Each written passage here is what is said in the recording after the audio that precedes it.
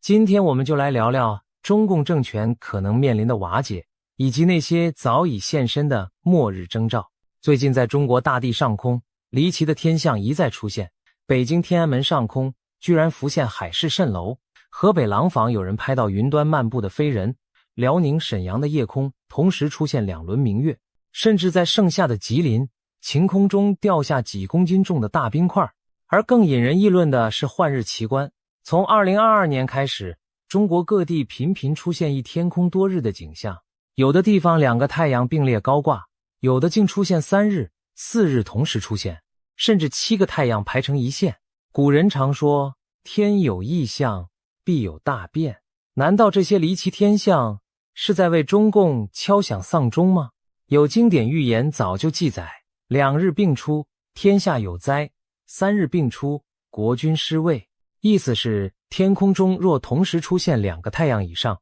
人间将有大灾祸；若3日同天，君王都可能丢掉宝座。荆州战役书记载，远古夏朝灭亡时，就曾天现双日。古书原文，夏以2日亡。而孝经内记也说，3日并出者，国君必亡其位。甚至唐代开元战经进一步点明，3日同出，大臣争夺王政。意思是多日齐现，预示朝廷内乱，权臣争权夺位。听上去是不是毛骨悚然？巧合的是，现今中国真的上演了3日同天的奇景。2023年7月下旬，四川遂宁出现罕见的3太阳换日，3个太阳并列天空，耀眼夺目，让人分不清哪个是真日，哪个是假日。消息一出，网友们一片哗然，有人惊呼，古书有云，3日并出，大臣争夺王政，这怕不是要变天吗？会不会真的出现政变？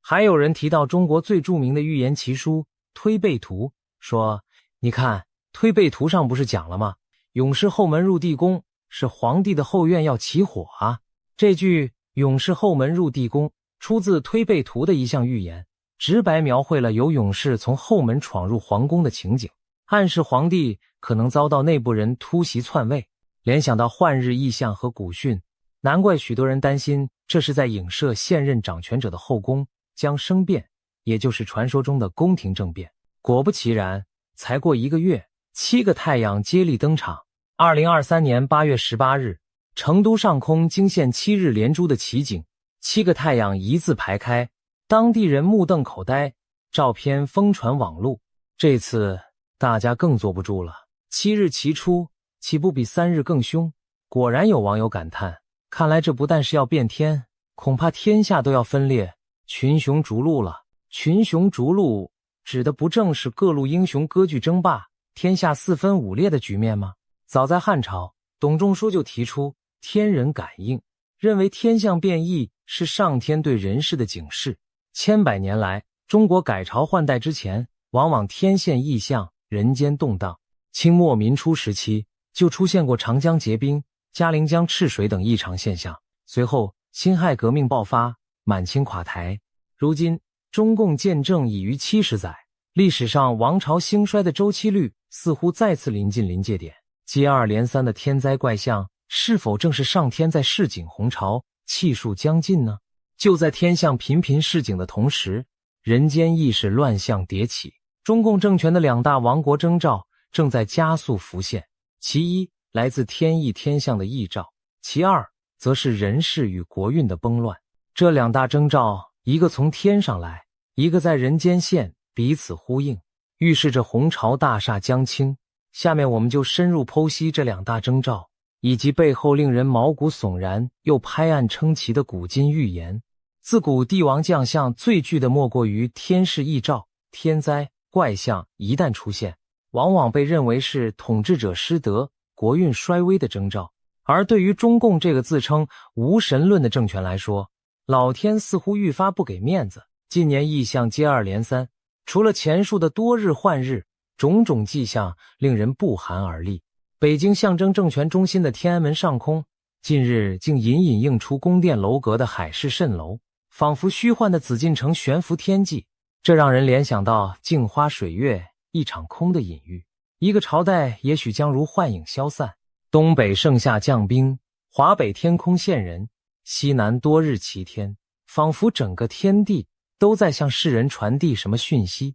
联想到古籍的预言句句验在当今，不由让人脊背发凉。难道中共政权真的走到了气数尽头？既然连苍天都频频示警，那古代先贤们是否早已洞悉天意？中国有一本奇书，被誉为最神准的预言书，那就是唐朝袁天罡、李淳风合著的《推背图》。传说推背图从唐太宗时预言一直到当代末来，共有60项预言了此后中国历史的大势起伏。它以图画配合谶语、宋词的形式，隐晦预示历朝兴衰。更神奇的是，后世学者将已发生的历史对照这本书，发现其准确率几乎100%，被称为中国最强预言书。比如唐以后5州政变、宋元更替、满清入关，甚至近代的袁世凯称帝、抗日战争、国共内战等重大事件，都能在推背图相应次序的图像和谶颂中找到令人惊叹的吻合描述。因此，许多人相信推背图最后几项描绘的正是我们这个时代正在或即将发生的巨变。而在这其中，第49项近来被反复提及，因为它的内容太惊人，太契合当下的种种征兆了。让我们翻开推背图第49项。这一项的图画非常简单，却耐人寻味。图中画着8把刀，从上到下排列成行。仅凭图像，许多人百思不得其解。8把刀代表什么呢？配合图像的谶语和宋词，更是寓意深远。谶曰：山谷少人口，玉角失其巢。帝王称弟兄，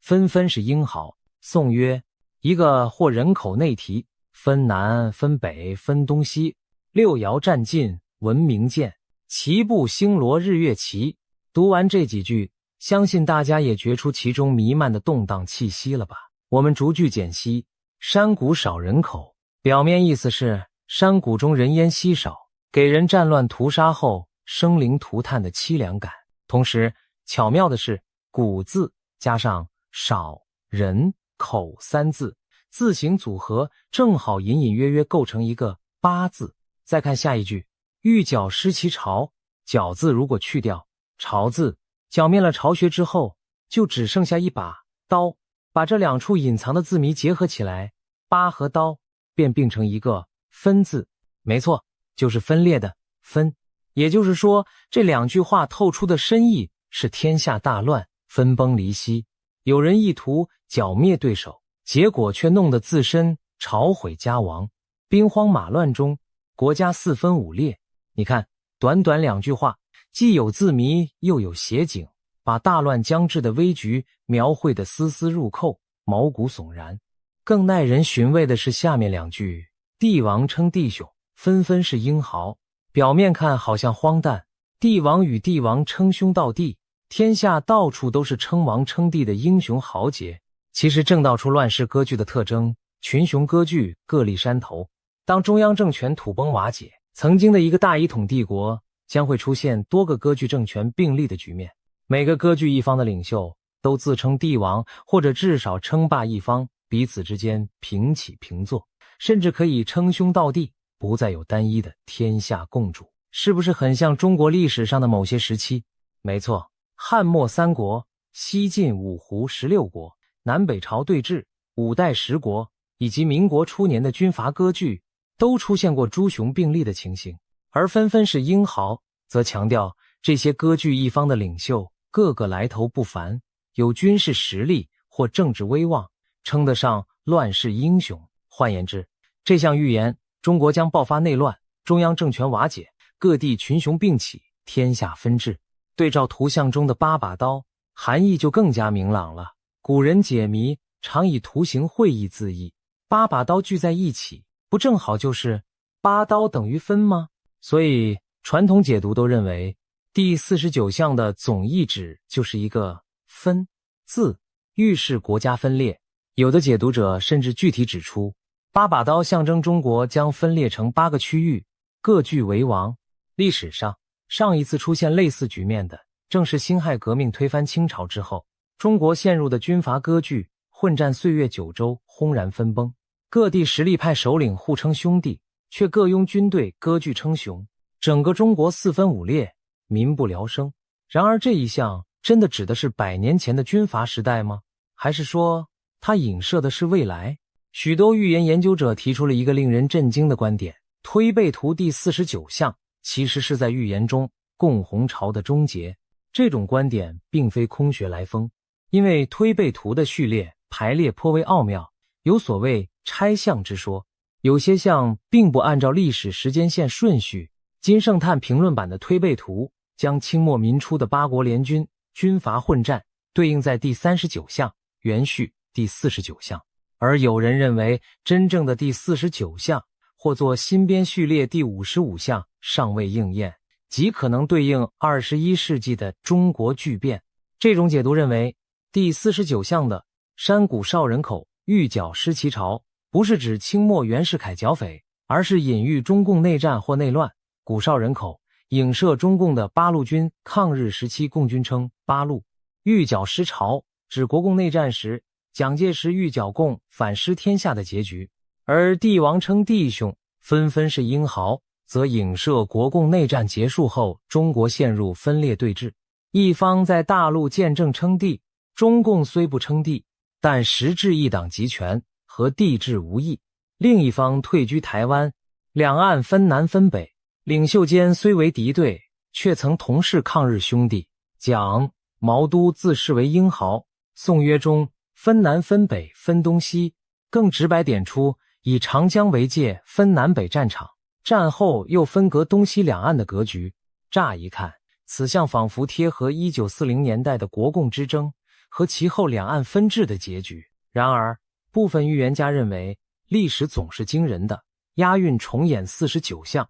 蕴含的天下大乱、诸雄并立，也许并非仅指100年前，而更是指向眼下与未来。毕竟，当今中国依然处于1949年内战遗留的分裂态势，海峡两岸至今未统一路线，而未来的第二次内乱可能会让中国大陆自身再度四分五裂，多出好几个独立的小国。如此大胆的推测，正好与我们开头提到的换日异象与民间议论相呼应，七日同天。人们猜测天下将裂，群雄并起，莫非冥冥之中，自古今中外的预言都在指向同一个结果：中共政权垮台后，中国将分裂为多个政权并存的局面。别急，更惊人的巧合还在后头呢。推背图第49象的预言如果真的应验，那中国未来的政局很可能从集权统一走向联邦制或邦联制。为什么这么说？你再回味那句帝王称弟兄，各个政权的领导人平起平坐，甚至以兄弟相称，没有谁是唯一的皇帝老大，这不就很像今日的欧盟各国元首关系吗？大家都是兄弟之国，各自主权独立又平等结盟，共同运作一个联合体。推背图作者李淳风、袁天罡身处唐初，对更早的三代史也非常熟稔。他们在预言末来时，或许借鉴了中国上古的政治形态。其实早在夏商周三代，我国就曾经长期实行松散的联邦体制呢。那时的天下，共主名义上是天子，实际上各诸侯国各自为政，礼乐征伐自天子出，只是礼义。平时各诸侯各过各的，小国林立，而天下大体安定。只有遇到外敌入侵或大事，诸侯们才在共主号召下组成联军抵御。中国数千年文明史上，其实有大半时间是在诸侯分封、联邦共治的松散结构下运行的，并非人人想象中那样，始终中央集权，一统如铁板。由此观之，若未来中国再度走向联邦制、邦联制，也不过是回归祖宗之道，并非天方夜谭。推背图第49象的宋词最后两句还藏有信息：六爻占尽文明见，其部星罗日月齐。所谓六爻，即周易卜卦的六爻变化，象征天地万物变动生生不息的规律。六爻占尽可以理解为占卜到了头，一切预言至此应验殆尽。文明见则寓意文明重现，光明再临。其部星罗日月齐，指战乱割据如棋子星罗般的年代结束，日月光辉再度普照人间。换言之，虽经历乱世分裂，但最终文明秩序会重启，人类将迎来新一轮太平。这是不是意味着中共倒台天下分治的巨变之后，中华大地反而会迎来真正光明美好的未来。如果真是如此，那可真是柳暗花明又一村啊！更令人称奇的是，不止中国古代预言谈到中国将来要分裂，近现代还有许多预言遥相呼应。刚才网友提到的英国预言家帕克就是一个爆红的新例子，我们稍后会详细介绍他对2026年的惊人预言，其中就直截了当地说，中国将分裂成许多独立的小国家，比如西藏会分出去，香港会分出去，这些国家之后会像今天的欧洲那样运作，成为一个友好的国家联盟。听起来是不是和推背图描绘的帝王称弟兄，分东分西，文明再现有异曲同工之妙？此外，晚清大儒于越在光绪33年写下的9首预言诗中，也有一句提到又见春秋战国风。众所周知，春秋战国正是诸侯割据、群雄争霸的时代。换句话说，于越老先生似乎也预见未来中国要再现战国局面。而明朝开国国师刘伯温流传后世的预言中，同样暗示共产红潮的覆灭与国家巨变。相传刘伯温的《烧饼歌》《推背图》等预言诗曾预告红花枯萎，暗喻红潮气数将尽，以及赤马、红羊大节的结束。我们查阅历史发现，一甲子60年一循环的干支纪年中，丙午、丁未年被称作赤马、红羊年，而2026年正是丙午火马年，2027年是丁未火羊年。从南宋灭亡、明末大乱到近代文革，在每逢赤马、红羊年的前后，中国都往往会经历战乱灾难、改朝换代的大劫。有人统计过，命中率高达87%。所以，许多历史学者和预言家都将目光锁定在即将到来的2026丙午年，认为这一年将是中国国运生死转折的关键点。现在，我们不妨暂停一下，把线索捋一捋，从天象异常到古今预言，种种迹象都在暗示中共的末日将临，国将分裂。一方面，天上的异象昭示天意已变；另一方面，预言奇书早把未来图景刻画在案。如果说这就是第一大亡国征兆，天意已决的话，那么接下来更具体、更扎眼的，就是来自现实的第二大征兆，人心已变。毕竟天象再玄，最终还要体现在人间，预言再准，终究靠人去印证。那么，如今的中共治下又出现了哪些明显的崩乱征兆呢？俗话说，得民心者得天下。一个政权将亡之前，往往民心尽失，内乱四起。回顾2022年底到2025年间，中国社会和中共政权内部发生的一系列反常事件，可谓将人心已变，山雨欲来8个字写得触目惊心。先看看老百姓这边，2022年10月，就在中共20大召开前夕，北京惊现史无前例的政治抗议。一位后来被称作四通桥勇士的男子，在首都四通桥上悬挂巨幅横幅，高喊口号，公开谴责习近平的独裁统治，呼吁民众起来罢免暴君，争取自由。要知道，在北京闹事这样公然反对最高领导人的举动，在中共治下几乎是不可想象的。这位勇士的呼喊震撼人心，尽管当局火速将其抓捕，全网封杀消息，但他的口号照片和录音还是迅速传遍国际互联网，引发巨大回响。很多中国人私下议论这一事件，暗暗赞叹他的勇气，同时也疑惑，是不是连北京城里都有人忍无可忍，豁出性命来反抗了。这正是千里之堤的一条裂缝，一个统治70余年的集权政党开始出现无惧镇压的反对者，这本身就是一个惊天的不祥之兆。果不其然，仅仅1个月后，更大规模的民间抗争爆发了。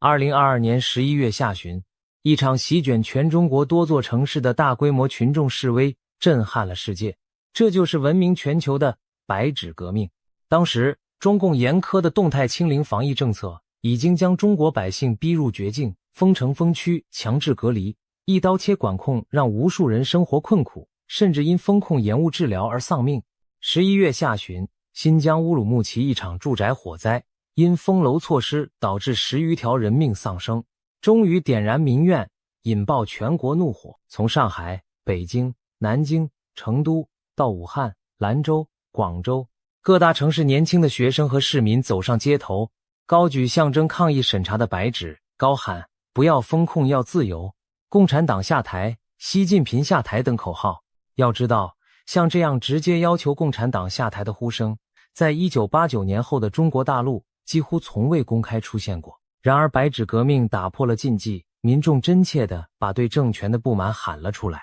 而且这波抗议遍及全国，多地响应，俨然形成了一次全国性反极权运动的雏形。虽然中共迅速出动大批警力镇压抓人，但面对汹涌民意，当局不得不在短短几天内突然宣布放弃清零政策，给了全民一个交代。这在中共执政史上极其罕见，一向刚愎自用的最高层居然被草根民意迫使改变国策。这说明什么？说明尽管表面高压维稳，中共的统治已如强弩之末，底层民众的忍耐已经到了极限，连续3年的压抑终于炸锅。当人民不再恐惧，统治者才会真正恐惧。白纸革命虽然没有持续太久，但它是1949年以来中国首次全民自发对独裁说不的壮举，堪称中共统治走向末路的标志性事件之一。民心如此，国运更不妙。2023年开始，中国经济陷入前所未见的困境，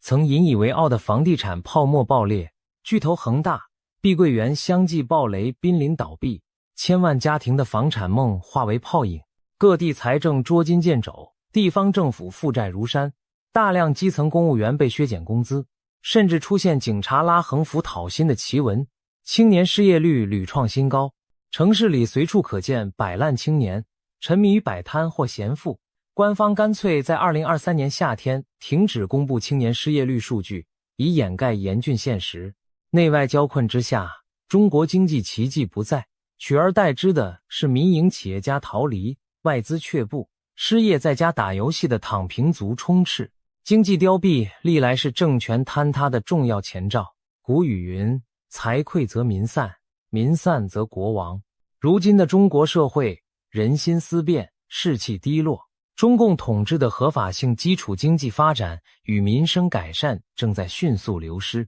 如果说过去几十年中共尚能用经济利益换取民众忍耐政治高压，那么现在经济神话破灭，老百姓对未来越来越绝望，这对政权来说无疑是致命的亡国之兆。再把目光转向中共内部，俗话说，堡垒最容易从内部攻破。近年来，中共高层频频上演匪夷所思的戏码，仿佛一出闹剧，又让人隐约闻到权力倾颓的火药味。2023年，2位国家级高官接连离奇消失，震惊国际。先是当年6月底，刚上任不久的国务委员兼外交部长秦刚突然人间蒸发，一连几周毫无公开行程，引发全球媒体猜测纷纷。这位被习近平倚重的外交新星，曾是习亲自提拔的心腹爱将，怎料就这样莫名其妙消失了。直到7月下旬，全国人大闭门会议上宣布免去秦刚外长职务，人们才确认他已遭到解职。可是中共至今未给出任何解释，让秦刚从权力巅峰瞬间坠入黑洞的内幕成为永久的谜团。外交部网站甚至直接抹去了他过去的活动记录，好像这个人从未存在过一般。外界传言满天飞，有人说他卷入桃色丑闻，有人说他涉嫌间谍案，更有消息指他与某红色权贵内斗失势。不管真相如何，堂堂外长被失踪，在外交场合留下一个空壳，这种荒唐情节足以说明中共体制内暗潮汹涌，权斗到达了白热化的程度。更戏剧性的是，紧接着8月，中国的国防部长李尚福也离奇失联。李尚福是解放军火箭军导弹部队出身的大将，曾负责军工采购。在8月下旬陪同习近平出国访问南亚后，他回国突然销声匿迹，此后几个重要外事会议均缺席。9月中，中共官方证实他正在被调查。不久，10月上旬，官方宣布免去李尚福的国防部长和国务委员职务，再次拒绝透露任何细节。短短3个月内，外交部长、国防部长双双神秘倒台，这在世界政坛几乎闻所未闻。要知道，这可是关乎国家对外关系和军队掌控的2大要害职位，负责人说没就没，让人不能不怀疑中共高层出了大问题。尤其李尚福案背后更牵出惊天风暴，他所在的火箭军高层几乎被一网打尽。7月间，中共对火箭军司令、政委等一众高官进行突击换血，多名将领下落不明，甚至传出离奇死亡的消息。作为掌控核武的核心部队，火箭军的异动非同小可。有分析怀疑，火箭军内部可能爆发未遂政变或严重叛变嫌疑，习近平才会大动肝火全面清洗，甚至不惜启用从未涉核的外军区将领接管导弹部队，以绝后患。如果这些传闻有一丝可信度，那无疑印证了勇士后门入地宫的预言隐喻。中共高层内部已经到了你死我活、提防兵变的危险地步。试想，一个领导人倘若连自己的国防部长、导弹司令都信不过，需要突然撤换，他的统治基石岂非已经撼动？仅从这点看，中共政权的危机绝不亚于表面的经济困境，甚至可以说更致命。因为内部分裂往往比外患更能直接终结一个政权。除了人事巨变，还有一些细思极恐的文化现象，正说明整个政权的精神状态出了问题。2023年发生了几件耐人寻味的小事。10月，中共当局下架了一本新书《崇祯：勤政的亡国君》。崇祯是明朝最后一位皇帝，他勤政而滥杀，胡乱折腾，把大明王朝作死，最后在国破山河，尽时自缢煤山。崇祯这本书的宣传语写道：昏招连连步步错，越是勤政越亡国。封面设计更巧妙地把崇字画的像挂上一根上吊绳。此书一出版即引发关注，许多人议论其内容是否影射西晋。贫说巧不巧，习上任后也以勤政亲民人设示人，却频出昏招，把经济和外交打成烂摊子。结果这书上市不到半月，就遭全网下架禁售。有出版界人士透露，是有关部门认定此书影射最高领导，影响恶劣，所以急忙封杀。仅仅一本历史书都容不下，可见当局心虚到了什么程度，哪知更觉得还在后头。2023年12月，老牌刊物《杂文选刊》突然宣布休刊，停止发行，而它最后一期的封面刊登了一幅耐人寻味的漫画，画面上方是一只巨大的手指向远方，无数小人排着长队，沿着手指指引的方向拼命狂奔。可是终点在哪儿？漫画上画出了一个骇人的景象，那些小人顺着手指方向跑到尽头，迎接他们的不是前程光明，而是一个万丈深渊。一个接一个的人毫无察觉地跌下悬崖。这幅漫画甫一发出，网络上一片惊呼，这不就是在说某人领着全国人民往坑里跳吗？因为党媒近年高喊伟大领袖为中国发展指明方向的调门实在太多，而眼下国家处境却愈发险恶，漫画与现实对照，不能更讽刺。很多评论认为这幅漫画就是在影射习的施政让中国走向灾难，杂文选刊也因此被认为是指桑骂槐，赶在习近平生日那天宣布停刊，被强制晋升。不管编辑原意如何，这件事本身释放出的信号非常刺眼，连中共自己的刊物编辑者都不由自主画出这种亡国预言的漫画，难道不是一种冥冥中的兆头吗？还有最具戏剧性的一幕，中共最高领导人自己都说出了亡国之语。2023年6月，中共中央机关刊物《求是》发表了习近平1年多前在中央党校的一次讲话全文，其中习提到，如果我们培养出来的人都不信奉马克思主义、共产主义了，不举社会主义旗帜了，就会发生东欧剧变、苏共垮台、苏联解体那种一故国不堪回首月明中节的悲剧。熟悉历史的人都听出来了，故国不堪回首月明中这句词可是南唐亡国之君李后主的千古绝唱啊！李后主亡国被俘，夜深望月怀念故国，不堪回首而作此词，最后被宋太宗嫌他念念不忘救国，赐毒酒杀掉了。习近平在讲话中引用这句亡国词来比喻苏联垮台的惨状，无意中等于把自己比作注定要不堪回首的亡国之君，真是岂有此理，又令人唏嘘。堂堂大国领袖，难道已隐约意识到自己有朝一日会步苏联后尘，重蹈亡国之恨？这番话由他亲口说出并公开发表，简直是不祥中的不祥，凶兆中的凶兆，连宋太宗听了都要震怒呀！怪不得好多评论员惊呼，习近平引用亡国之君的词，不正是大凶之兆吗？可叹的是，习恐怕自己没有意识到其中讽刺，他越来越偏离改革开放路线，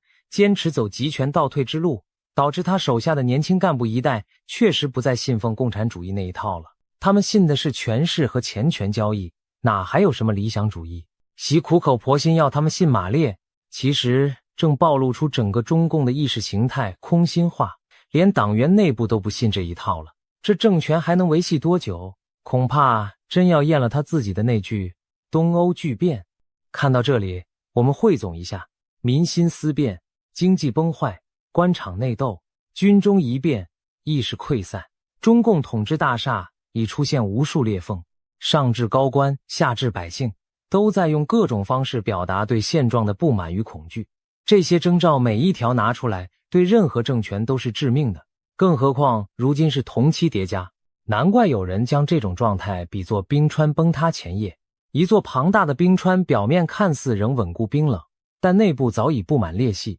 咔啦咔啦作响，随时会哗啦一下土崩瓦解。说到冰川式崩塌，这正是那位英国预言家帕克形容中共垮台所用的词汇。没错，我们前面提到的帕克预言2026年将发生巨变，导致中共政权像冰川般崩解。更巧合的是，他的预言与我们上面梳理的种种迹象几乎完美对上号，仿佛他透视到了眼下中国的危机四伏，并看见了引爆这场崩塌的最后一根导火索。那么，帕克到底预言了什么呢？为什么他的预言被许多人视为中共即将崩亡的第二大征兆？我们接下来详细看看这位现代诺查丹马斯的惊人预见。克雷格·汉密尔顿·帕克是英国一位知名的灵媒与预言家，他因多次命中重大事件而声名大噪。例如，他在2016年之前就预测到川普会当选美国总统，英国将脱离欧盟。据说他还曾准确预言英女王伊丽莎白二世的逝世、新冠疫情的爆发等，因此有媒体称他为新诺查丹马斯。帕克每年会发布对下一年的预言。2025年年底，他发布了对2026年的一系列惊人预测。在这些预言中，他特别把目光聚焦东方，直指台海局势和中国政局将出现巨变。帕克甚至将2026年称作清算之年，认为这一年许多隐藏的谎言和罪恶都会被揭露，中共将遭到命运的清算。根据帕克的说法，2026年会是中共崩解的关键转折点，而导火索很可能出现在春节前后。他预言，在2026年农历新年，也就是2月左右，中国预言中的灾难之年赤马年开始之际，台湾海峡会发生一起极其惊险的准冲突事件。具体而言，他提到台海附近可能出现2架军机或2艘潜艇的意外碰撞事故，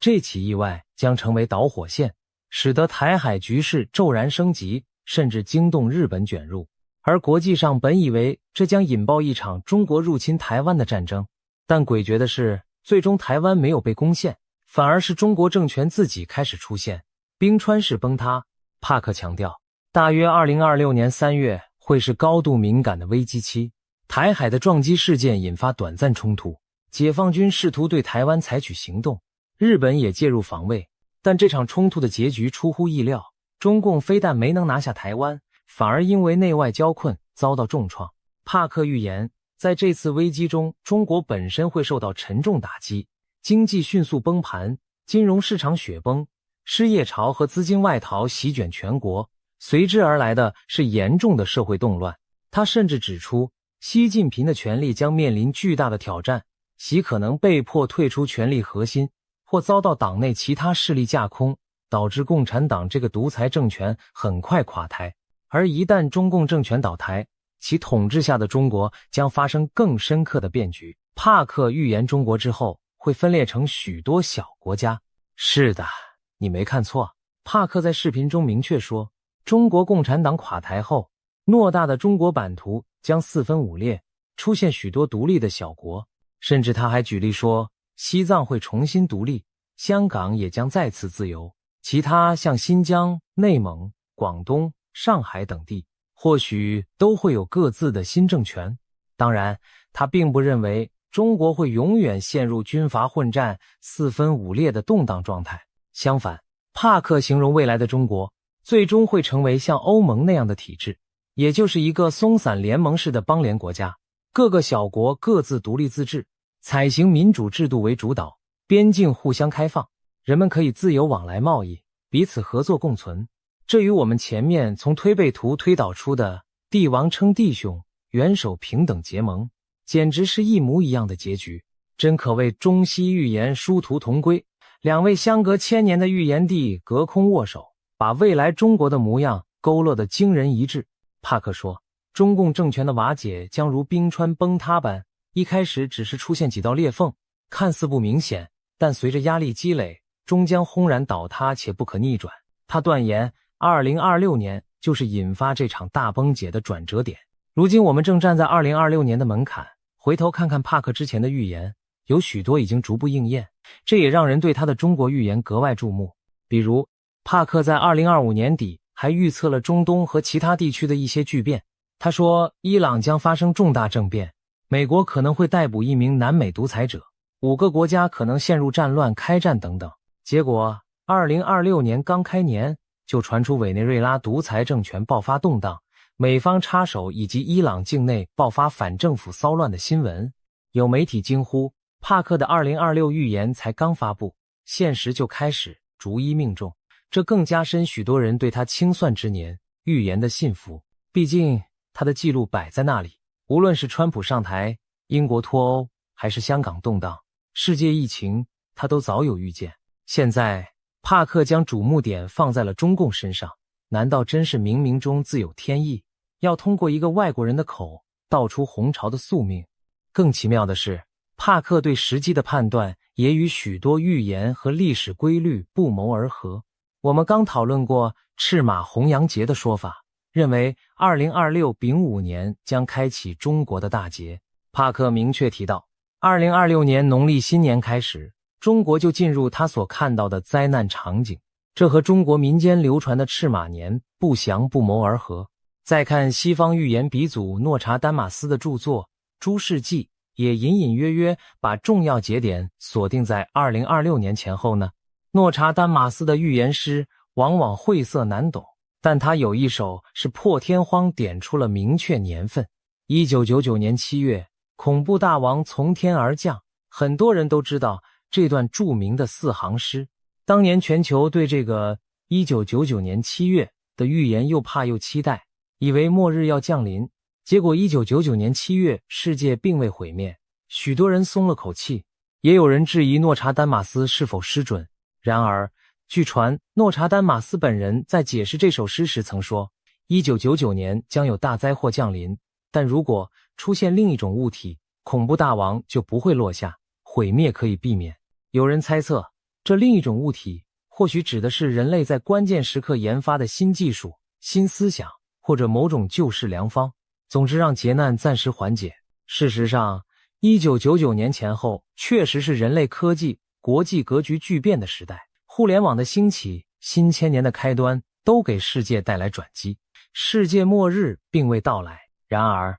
诺查丹马斯还留下了另一段相关预言，被视作1999那首的延续对照。网友们发现，在他《诸世纪》第8卷第77首诗中，隐约描述了一段持续27年的大动乱与战争，提到一个敌基督将肆虐，造成血流成河，横尸遍野。有研究者推断，这27年乱世极可能就是1999年灾劫延迟后的另一种呈现，也就是1999年之后持续27年的全球动荡。1999年往后27年，正好到2026年。因此，今年不少欧洲预言爱好者开始关注这首诗，认为2026年会是那场漫长浩劫的终点，敌基督可能指一个极权邪恶势力将很快覆灭，人类将结束战乱，迎来和平与希望。甚至这首诗结尾还隐约有重建新世界、天使下凡的寓意，和推背图宋词所展望的文明重启、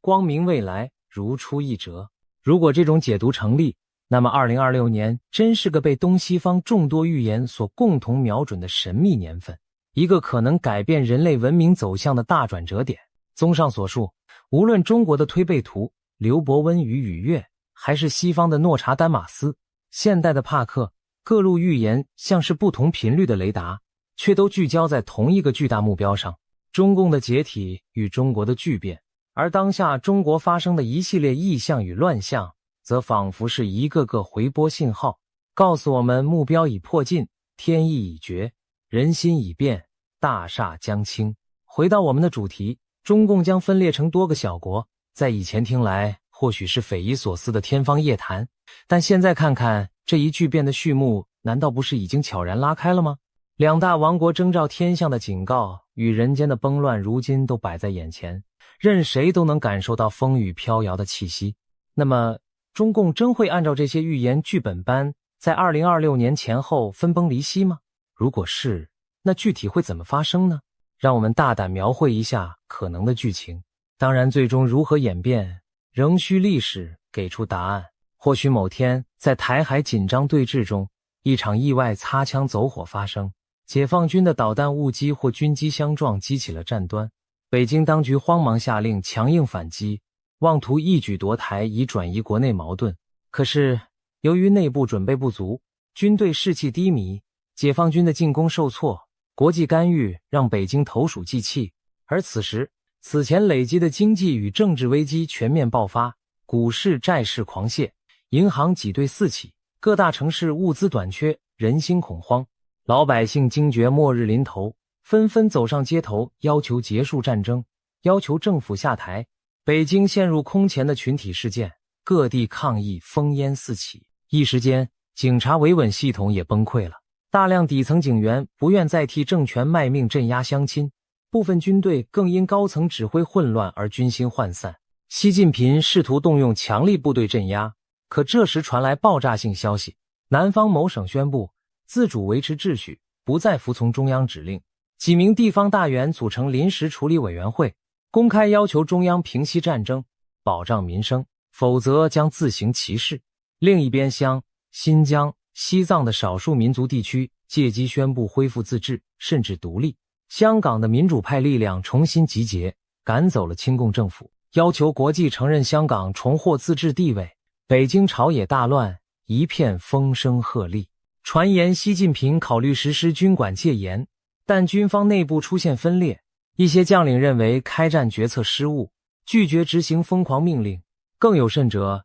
传出有人策划逮捕最高领导以平息众怒。中央警卫部队和火箭军之间发生对峙，一些枪声在中南海附近响起，传说中的勇士入地宫成真了。没过多久，中共中央电视台突然插播一则震撼消息，某某中央领导已经辞职，中国将组建临时过渡政府，停止对台一切军事行动，请求谈判。当然，上面这段剧本化的描述只是基于当前迹象和预言所做的推演，现实发展或许并不会这么戏剧性。然而有一点是肯定的，当一个政权内外交困到这种程度时，任何一根火柴都可能点燃炸药库，任何一片雪花都可能压垮骆驼。历史上苏联解体、东欧巨变看似突然，实则早有征兆。一旦引爆点出现，崩溃往往在几个月内迅速完成。中共政权如今的处境和晚期苏联有惊人的相似，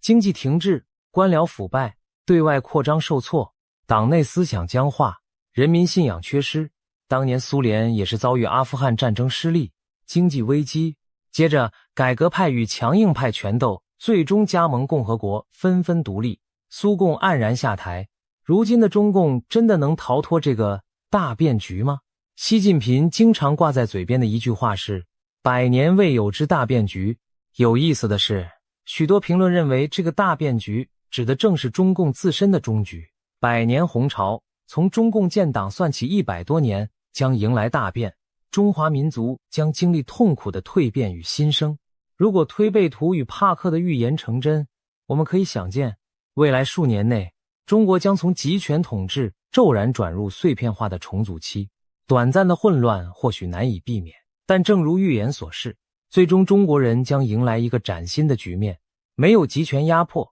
各地实现自治，民主自由扎根，多元文化共存，甚至可能形成一个新的东方式——欧盟。这意味着，在洪潮倒塌的废墟上，一个真正属于人民的新中国将浴火重生。那将是一个没有新闻审查和高墙，没有特权党奴，也不再有对周边扩张威胁的开放国家联盟。这难道不正是千百万中国人梦寐以求的未来吗？当然，这一切目前还只是预言和推想，我们无法确定具体哪天哪刻中共会真正画上句点。或许他会做出某些垂死挣扎的让步与改革来苟延残喘，或者试图对内更狠镇压，对外发动冒险以续命。但是逆历史潮流而动，终究难逃灭亡，这是铁律。就像满清末年搞新政，苏共晚期搞改革，都无法阻挡最终崩解的命运一样，中共已积重难返，离场只是时间问题而已。而2026年前后，很可能就是那个关键的时间窗口。试想，不久的将来，我们或将亲眼见证推背图千年预言的最后兑现。红潮气数已尽，天下分崩离析，英雄豪杰并起，神州重新洗牌。而帕克等现代先知的远见，也许就在电视新闻中一一成为现实。台海有惊无险，中共高层权斗失控，数代人阴影下的中国终于迎来命运的大清算。这一切想想都令人心潮澎湃，又忐忑不安。历史的巨轮正在加速转动，我们正站在风暴的前夜。中共70多年的统治行将告终，一个崭新的中国即将破壳而出。对于苦难深重的中国人民而言，这或许是涅槃重生的开端；对亚太和全世界来说，也是影响深远的巨变。最后，我想说，预言之所以迷人，不仅在于它神秘，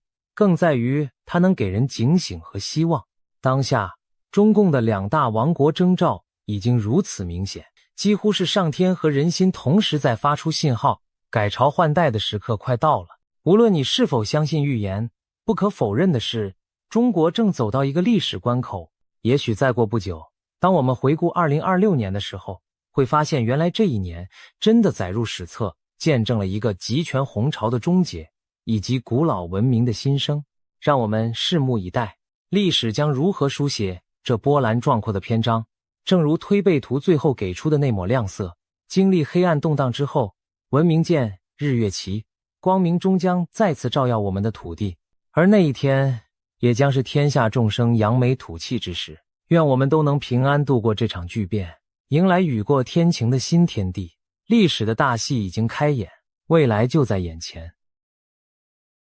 今天全世界各地的神秘预言纷纷出炉，不约而同指向一件事：2026年恐怕将是动荡不安的一年。从东方到西方，无论是泰国的灵媒、印度的占星师，还是美国的通灵者，都发出了惊人的警告。未来几个月内，是否真的会有战争爆发？一场前所未见的瘟疫是否正在逼近？甚至连去年离奇身亡的明星于朦胧，似乎都透过灵界带来了某种天机。今天，我们就来深入探讨这些预言背后的故事，看看2026年究竟隐藏着什么样的危机与转机。首先要讲的是泰国最近声名大噪的预言家普莱师傅。这位被称为泰国第一神婆的灵媒，在当地可是备受瞩目。为什么大家这么相信他？因为普莱的几次预言精准应验，让人不得不佩服他的天线之灵敏。地震先见，2025年，他成功预言了邻国缅甸将发生强震。果然，当年3月，缅甸边境发生7级左右的大地震，与他事前的警示不谋而合。高楼倒塌，同样在去年，他曾描述过一个曼谷摩天大楼倒塌的画面。不久后，曼谷某高层建筑发生结构事故，场景与他预见的惊人吻合，洪水成真。更神的是，早在2025年初，普莱就提醒泰国人注意，年底时泰国将有一场特大水灾，地点在一个名字以泰文字母 S 开头的府。许多人当时半信半疑，结果2025年11月下旬，泰国南部真的遭遇300年一遇的大洪水，重灾区正是宋卡府 Songkhla， 泰文 S 开头。而当时新闻画面中的灾情与普莱先前描述的情境高度重合。因为有这几桩战绩打底，当普莱最近在节目受访时语气凝重地表示2026年恐怕会比2025年更凶险时，所有人都竖起了耳朵。他到底说了些什么惊人的预言呢？首先，普莱警告，今年可能会出现极端情况，也就是火灾、水灾与战争尽可能同时发生。火灾和水灾指的是剧烈的天灾，比如严重的火灾、洪水，而战争二字更是让人倒吸一口凉气。如果这三种灾难一起出现在同一时间，那将是多么混乱可怕的局面。接着，他特别提醒航空安全问题。普莱指出，2026年与飞机相关的事件都会非常惊人，恐怕会发生严重的航空意外。因此，他郑重呼吁各大航空公司务必要做好飞机的维护与安全检查。这番话令许多经常搭机出差或旅游的人心中忐忑，难道今年会有重大空难发生吗？当节目主持人追问他今年会不会有令人震惊的新闻事件，只见普莱脸色凝重，低沉地回应了一个词：是的。现场空气仿佛瞬间凝结。他随即补充说，他无法确知那惊人事件会发生在何处，只是真心希望它不要发生，还说了一句，希望这只是我的一场梦。短短一句话，透露出他对自己所见画面的恐惧与不安。然而，让人脊背发凉的是，普莱话锋一转，提到了比战争更可怕的东西。他强调，2026年最可怕的并不是战争本身，而是一种从未见过的新东西。什么新东西能比战争还可怕？普莱随即揭晓了答案，一场前所未见的新疾病。是的，在普莱看来，今年可能出现一种全新的传染病。他形容这种病结合了古老病毒的特性和人为实验室改造的成分，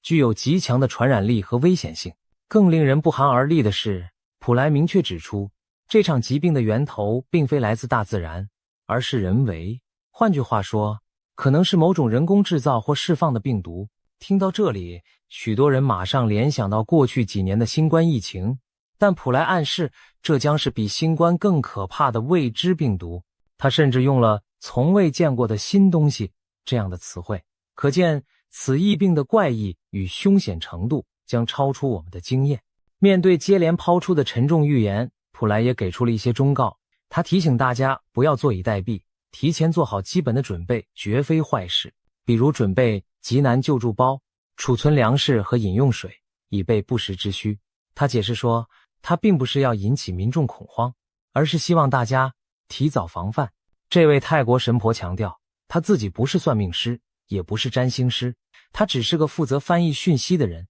将灵界的提醒如实传达给世人。在泰国的传统文化中，有这么一种观念，当不祥之事被提前说出，引起公众警觉后，透过人为的防范与避险，事情未必会按照原本的预言发生。普莱正是抱持着这样的信念，把他从灵界接收到的警示公开，希望人们警醒，从而减轻灾难的冲击。那么，普莱提到的那些令人心惊的预言线索，能不能找出更具体的含义呢？他在受访时还抛出一个谜题，他警告今年上半年千万不要去3个地区旅游，并只给出了3个神秘线索字母 H、J、T， 不说地名，仅给代号，这可是吊足了大家的胃口。节目一播出，网友们立刻展开了各种猜测。H 代表哪里？有人猜可能是香港 Hong Kong， 也有人联想到夏威夷 Hawaii， 两地名称英文都以 H 开头，而且都是热门旅游地。J 代表哪里？大多数人认为应该是日本 Japan， 因为日文国名 Japan 的首字母是 J。 也有人提出可能是印尼雅加达 Jakarta 的 J。 不过日本作为亚洲最常被提及的 J 开头国家，呼声最高。 T 又是指哪里？许多人都认为 T 国很可能就是台湾 Taiwan， 毕竟在华语圈的网络讨论中，经常用 C 国代表大陆， T 国暗指台湾，以避免某些敏感词。普莱的预言面向泰国及全球华人听众，他不便明讲台湾，但用 T 来点出，很可能就是要提醒台湾。这3个地点的猜测如果正确，那就非常耐人寻味了。香港、日本、台湾全部都是东亚地区的重要地名，而普莱不建议上半年去这些地方旅游，是否意味着这些地方在上半年极可能出现危险？他没有明说，但结合他之前提到的战争、航空意外等预言，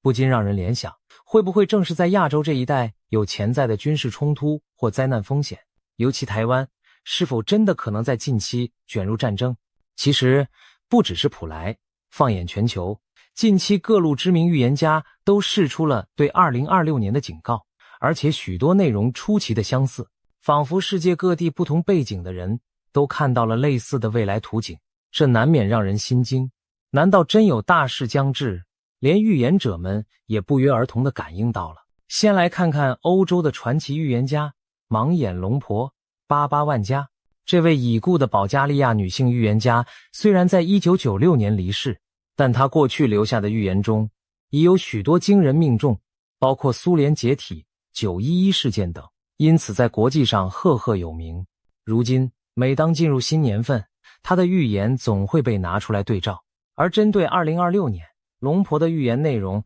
也再次浮上台面。天灾方面，巴巴万加预见2026年会发生多起毁灭性的自然灾害。他提到可能会有龙卷风、海啸或地震等极端天气事件，而且最可怕的是，这些灾难可能同时出现，甚至产生地震加火山爆发的连锁效应。这种毁灭性组合再加上其他极端气候影响，将对全球约 8% 的地区造成严重冲击。8% 听起来好像不多，但换算一下，地球陆地的 8% 相当于整个欧洲的面积，可见灾情范围之广。世界局势方面，龙婆预言2026年将迎来非常混乱的局面，其中最令人忧心的是，他提到第3次世界大战的可能。他预警一场涉及多个世界强权的大规模战争将于2026年爆发，战火可能蔓延至多个大陆，全球政治局势将因此严重不稳，紧张升高。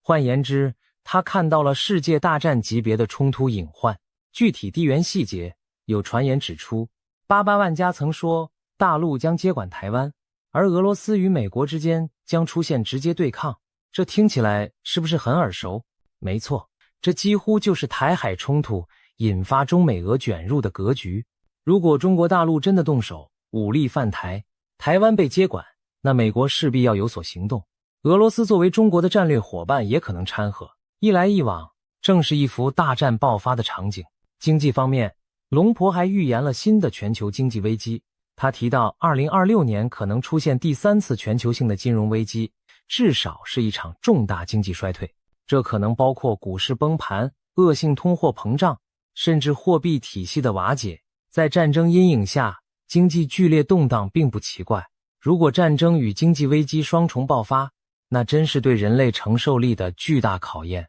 意想不到的事件。此外，巴巴万加居然还提到人类将在2026年与外星智慧生命有首次接触。他相信2026年11月会有一艘巨大的太空船进入地球大气层，人类可能因此与未知文明取得联系。这预言听起来颇为科幻，不过也侧面反映出他眼中的2026简直是灾难与歧视并陈，连外星人都可能登场的多事之秋。龙婆的预言已经很惊悚，但巧合的是，其他预言家给出的讯息和他的某些预测不谋而合。比如法国的著名预言诗人诺查丹马斯，有研究他的学者指出，在对应2026年的诺查丹马斯诗篇中，也隐约描绘出七方势力刀兵相见的画面，世界将有多个阵营陷入残酷厮杀，其中甚至可能包括台湾所处的地缘。因此，有人解读诺查丹马斯的预言为台湾将被卷入一场致命战争，多国角力。虽然这些解读带有主观成分，但和前面巴巴万加、普莱的说法竟有惊人的相似之处，都指向台海局势可能引爆国际战火。再看印度的预言，最近有印度神童之称的年轻占星师阿南德也发表了他对2026年的最新预测，引起广泛讨论。阿南德强调2026年将迎来一个400年一遇的重要转折点。他在分析中点明了4个高风险国家：中国、菲律宾、北韩和日本。这几个国家在2026年特别需要注意动荡风险。值得注意的是，这4国之中，中国、日本都与台海局势密切相关，菲律宾位处南海，北韩在东北亚，也都牵动区域安全。此外，阿南德提醒2026年有3个关键时段：4月、7月和11月可能是局势特别动荡的阶段。阿南德的预言等于给出了时间坐标：上半年末4月，下半年中7月，下半年末11月。这与普莱的提醒和其他预言家的暗示隐隐形成某种呼应。普莱说上半年要小心，阿南德特别提到4月，而稍后我们将谈到的美国预言则甚至瞄准了一个更精确的时间点。总之，在这些不同文化的预言中，2026年都被描绘成一个暗潮汹涌、危机四伏的年份。无论是天灾还是人祸，大家都在敲响警钟。聊完了东半球的预言，我们再把目光转向西方。美国这边也有一位颇具话题性的通灵预言者，他的预见更直接涉及战争与瘟疫的细节。我们说的是美国弗吉尼亚州的退休警官马蒂·布里登 Marty Breeden。马蒂的故事很传奇，他原本是一名普通警官，据称在一次濒死经历 NDE 之后，突然开启了某种异于常人的感知能力，开始接收到未来图景。虽然很多人对此将信将疑，但马蒂过去分享的一些意象有相当程度的应验，因此他在预言圈小有名气。而这一次，马蒂所看到的未来画面更加具体惊人。他声称自己清楚地看到了瘟疫爆发的时间点，也就是说，他不仅感知到会有大规模疫情，甚至知道大概会在何时降临。这点和普莱的预言形成有趣对比。普莱知道会有 X 疾病来袭，但没透露时间，而马蒂似乎把时间给补上了。马蒂到底预见了什么时间呢？根据一些转述，他提到2026年将出现一个最危险的月份。虽然他在公开场合没有明讲是哪一月，但不少分析者推测，很可能就是今年春季某个时候。有人猜测是3月或4月左右，因为那往往是流感等疫情最容易蔓延变异的时节。而巧的是，这也落在前面阿南德提示的4月关键时段附近。如果真是如此，那么今年春天我们可能特别需要提防重大疫病的爆发。当然，马蒂的预言还不止如此，他过去在社交媒体上也曾提及一些战争与冲突的意象。有消息指出，马蒂曾暗示美国本土未来可能遭遇战争威胁，甚至本土攻击，而且全球局势会在短时间内迅速恶化。这些话没有得到官方证实，但在预言爱好者圈子里流传，引起不少讨论。如果把普莱、巴巴万加、阿南德、马蒂这几位东西方预言家的讯息拼合起来，我们会发现一个可怕的图景。2026年前半段，世界面临着台海战端一触即发，瘟疫同步酝酿爆发的险境。战争与瘟疫这两大灾厄若同时降临，人类社会将承受前所未有的压力和混乱。而现在就有迹象显示，这一切并非空穴来风。最直接的迹象就来自目前的中国大陆。进入今年冬季以来，中国多地的流感疫情突然大幅升温，医院里人满为患。根据中共疾控中心自己公布的数据，今年的流感季是近4年来最严重的一次，感染率激增，而且许多患者症状来势汹汹，高烧不退，让人隐约觉得不同寻常。然而，更诡异的现象出现在去年11月底开始的夜空中。有报道指出，从11月下旬起，中国大陆足足有10多个省份的居民发现深夜时分天空中有大量无人机飞行。这些无人机通常在半夜3更出没，没有亮明标识，在城市上空反复盘旋，对着居民区喷洒某种无法确定的液体。这些场景被许多惊疑不安的民众用手机拍了下来，上传到网络上，引发轩然大波。试想，黑夜里，一架架无人机在头顶低空飞过，发出嗡嗡声音，然后洒下一阵阵雾状液滴，这是何等令人毛骨悚然的光景。官方没有对此做任何公告说明，因此民间流传着各种猜测。有人说，这可能是地方政府在偷偷进行防疫消毒作业，因为当时流感在各地爆发，他们或许用无人机空中喷洒消毒水或者杀菌剂，希望深夜作业不影响白天秩序。但也有人提出质疑，如果是正当的防疫消毒，为何不提前通知市民？而且中国从未大规模用无人机半夜全程消毒过，这种做法前所未闻。更让人不安的是，许多经历过无人机消毒的居民反映，在无人机喷洒之后，空气中残留一种奇怪的烧焦味，随后不少人出现了头痛、发烧、恶心等身体不适症状，而且这些症状持续了10多天，仍未痊愈，比一般流感还缠人。这些反常情况让大家不得不怀疑，那些深夜无人机到底在撒什么？真的是无害的消毒药剂吗？怎么闻起来焦臭刺鼻，还让人久久生病？谣言很快四起，有网友胆战心惊地猜测，该不会是有人在偷偷投毒吧？甚至有激烈的说法认为，这会不会是某种生化武器试验，或者预先投放病毒的行动？因为无人机涉及面广，不可能是个别恶作剧，一定有统一部署。而官方对民间的种种提问与恐慌保持沉默，既不承认也不否认，这反而加深了人们心中的恐惧和猜疑。事情传得沸沸扬扬之际，连灵异圈的人士也坐不住了。去年12月11日，一位活跃的台湾灵性博主，网名昵称仙女星系的絮语，干脆动用通灵手段来探查此事的真相。他在自己的节目中冥想连结了大天使拉斐尔。在西方传统中，拉斐尔是掌管疗愈的高阶天使，如果涉及疾病瘟疫，他或许最有发言权。这位博主请教拉斐尔，那些深夜无人机喷洒不明液体到底是在做什么？根据这位博主之后的转述，大天使拉斐尔给出了相当直接而惊人的回答，本质上这就是一场可怕的生化攻击。拉斐尔表示，在那些无人机喷洒的液体中含有经过人为改造的病毒成分，不是天然产物，其目的就是提高病毒的致病性与感染力，让更多的人容易生病且更难痊愈。也就是说，有人在散播让人久病不愈的东西，而这种恶意行为显然违背天道，难怪会惊动神界来揭露。拉斐尔还进一步指出，当前整个地球正处于一个极其关键的转折期，特别是从2025年到2027年这3年，而最近发生的这些骇人事件，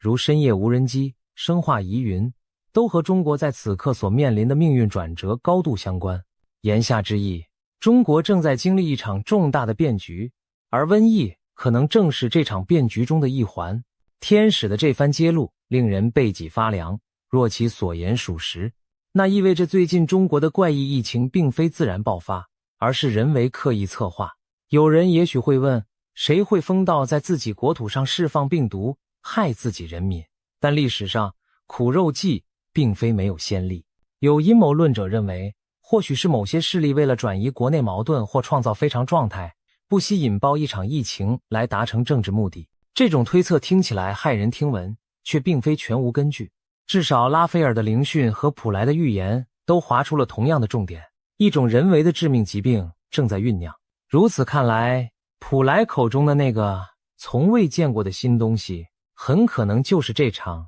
人造瘟疫。而他强调2026年最可怕的不是战争，而是瘟疫。或许正是因为战争的导火索之一其实就是瘟疫。想象一下，如果在社会陷入瘟疫肆虐的混乱时，中共当局会作何反应？历史告诉我们，集权政府往往会选择对外挑起冲突，以转嫁危机。所以一旦国内问题压不住，台海局势反而更危险。对内用瘟疫控制人民，对外用战争激发民族主义，可能就是某些人的生存策略。现在我们把目光再度投向台海局势本身，毕竟我们的影片标题就直指这一点。3个月内 C 国 T 国开战。前面综合各种预言已经看到，台湾确实被多方点名为可能发生大事的地区。那么究竟有多大的概率在短期内爆发两岸军事冲突？在这方面，来自英国的预言家克雷格·汉密尔顿·帕克给出了一个极具戏剧性的剧本。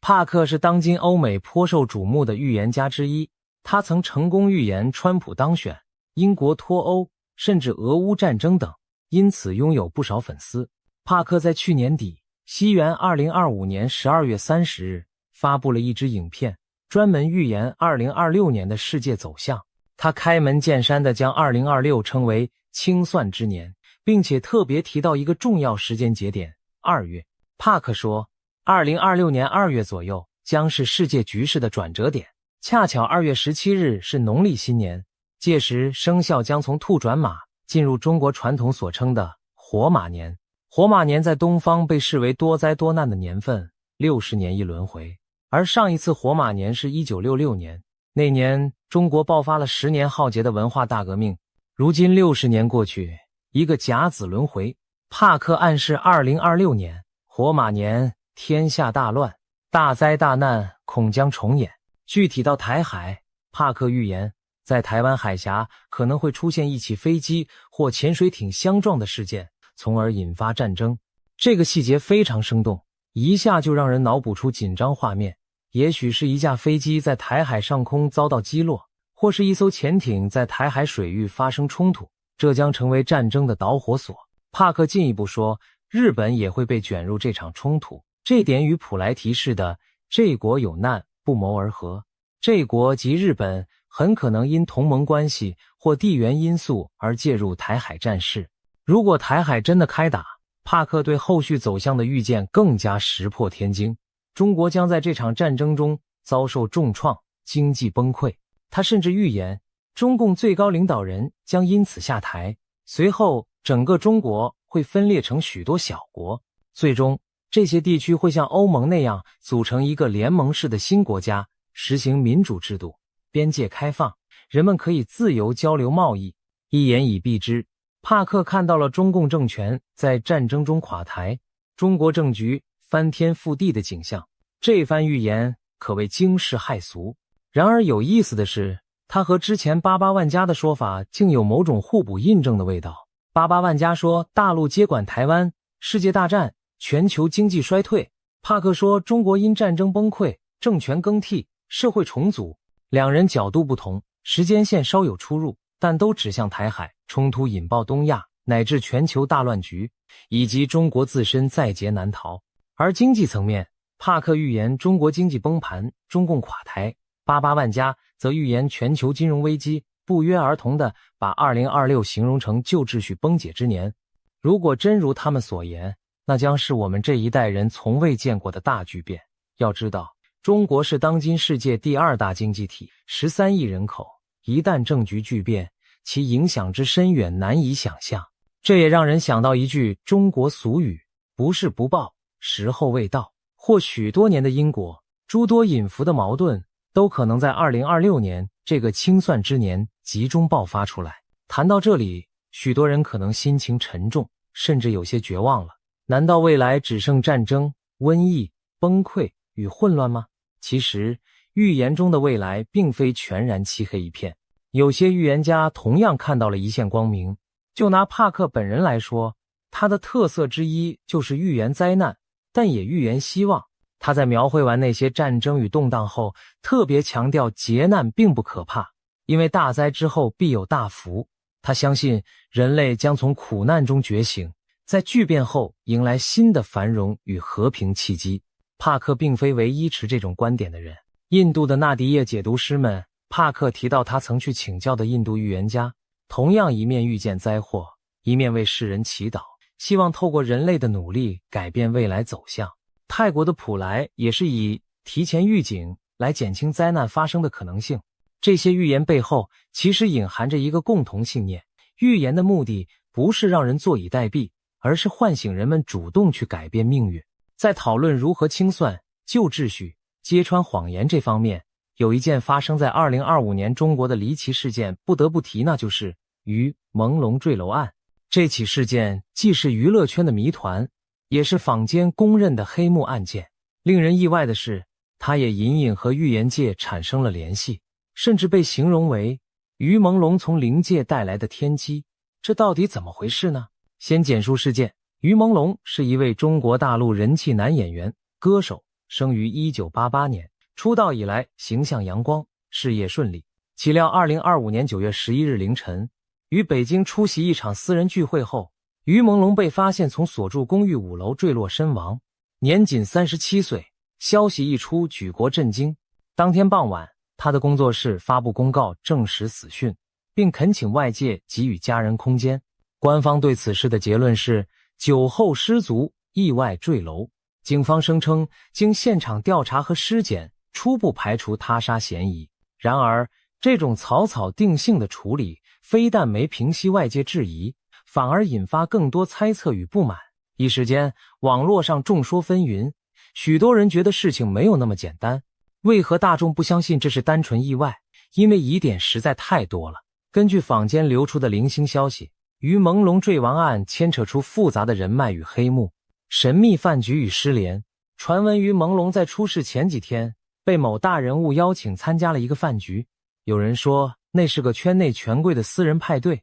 之后的几天，他疑似与外界失联，有传言称他在那几天遭到限制人身自由。USB 机密，网上疯传一种说法，于朦胧手上掌握了一个 USB 随身碟，里面藏有某些高层人士的惊天罪证，例如涉及洗黑钱的机密资料，他因此成为被灭口的目标。这传闻无从证实，但广为流传，暴力与他杀嫌疑。更惊悚的爆料称，于朦胧在死亡前曾遭受长达数日的软禁拷打，期间受到非人虐待，等到人不行了，对方布局制造出醉酒坠楼的假象。有匿名网友列出了所谓14大疑点，包括他的伤痕、手机遗失、现场监控缺失等等，指向这并非单纯意外。官方冷处理，警方虽迅速结案，但却未公开完整调查报告，对网上讨论也严加管控。不但相关话题被降热度，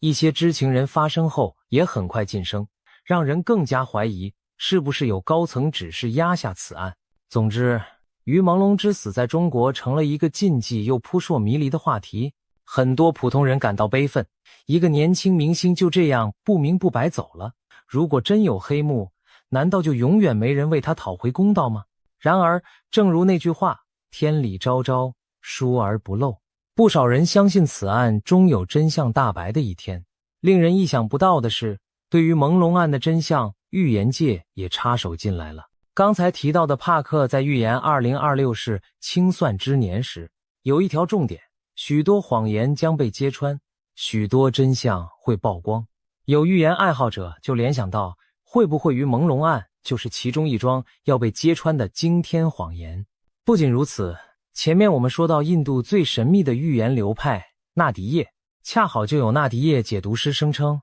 他们在古老的预言梵文叶片中看到了于朦胧事件的结局。据说纳迪叶的记载显示，在2026年3月至6月期间，朦胧案的真相将以某种另类方式浮出水面。所谓另类，或许指的不是透过官方调查，而是透过其他意想不到的渠道或爆料。如果这个预言成真，那真是峰回路转，正义昭彰。想象一下，也许会有关键证人突然现身，或是一份影像录音曝光于世，揭开幕后黑手的面目。总之，就是现在被压下去的真相，终究会在2026年上半年大白于天下。这无疑呼应了帕克的清算主题，过去的罪恶将被清算，隐藏的真相将受审判。更巧妙的是，许多人发现朦胧这两个字本意就是模糊不清。于朦胧案如今真相不明，正如它的名字一样朦胧。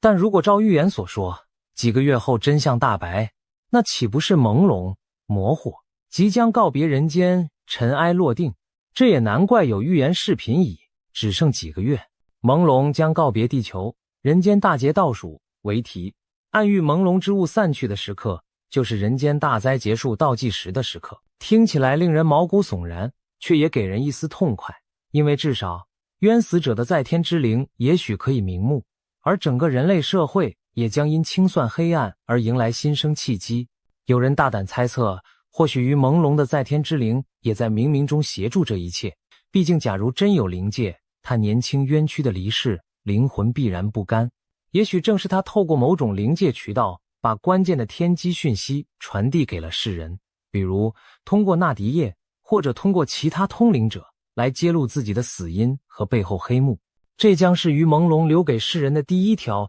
来自灵界的天机，那就是再浓的迷雾也终将散去，真相与正义终将来临。当然，以上关于朦胧案的预言性解读，目前还只是种种推测，最终会如何，还需要时间去验证。我们唯有拭目以待，看看2026年上半年是否真有爆炸性的真相公诸于世。到这里，我们盘点了许多骇人听闻的预言，有关战争的，有关瘟疫的，有关经济崩溃的，甚至还有黑幕揭露与外星接触等等。难怪有人会感叹2026年简直像末日小说般可怕。那么，对于普通人来说，我们该如何面对这些预言？是陷入恐慌，还是嗤之以鼻，一笑置之？首先需要强调的是，预言并非铁板钉钉的命运宣判。正如普莱等人所说，预言的意义在于让我们提前知道可能性，从而有机会改变未来。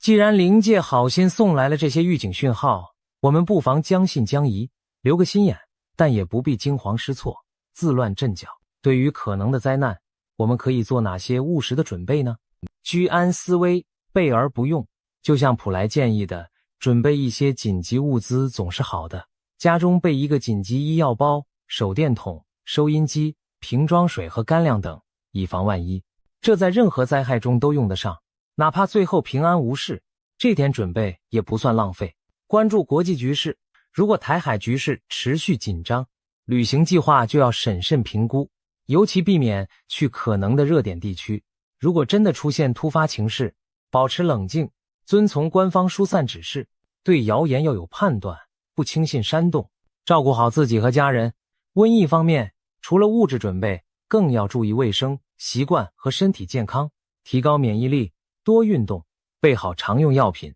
当流行病有苗头时，该戴口罩就戴口罩，该减少聚集就主动配合。经过新冠疫情的洗礼，我们对这些已不陌生。财务应对，面对可能的经济动荡，个人也可提早做好打算，例如避免过度负债，适当储蓄一些应急资金，不把鸡蛋放在一个篮子里等等，以免金融风暴来时手足无措。心态上也非常重要，既不可掉以轻心，也不必过度恐惧。历史上关于末日的预言层出不穷，但人类都挺过来了。许多时候，正是因为人们提前警觉，采取了行动，才避免了最坏的情况发生。就拿冷战时期来说，不也是充满世界末日核战的预言吗？但最终大家保持克制，世界没有毁灭。我们可以将这些预言视为对未来的警示，而非绝对的宿命。回到2026年的图景，或许接下来的日子，新闻里会充斥越来越多紧张的消息，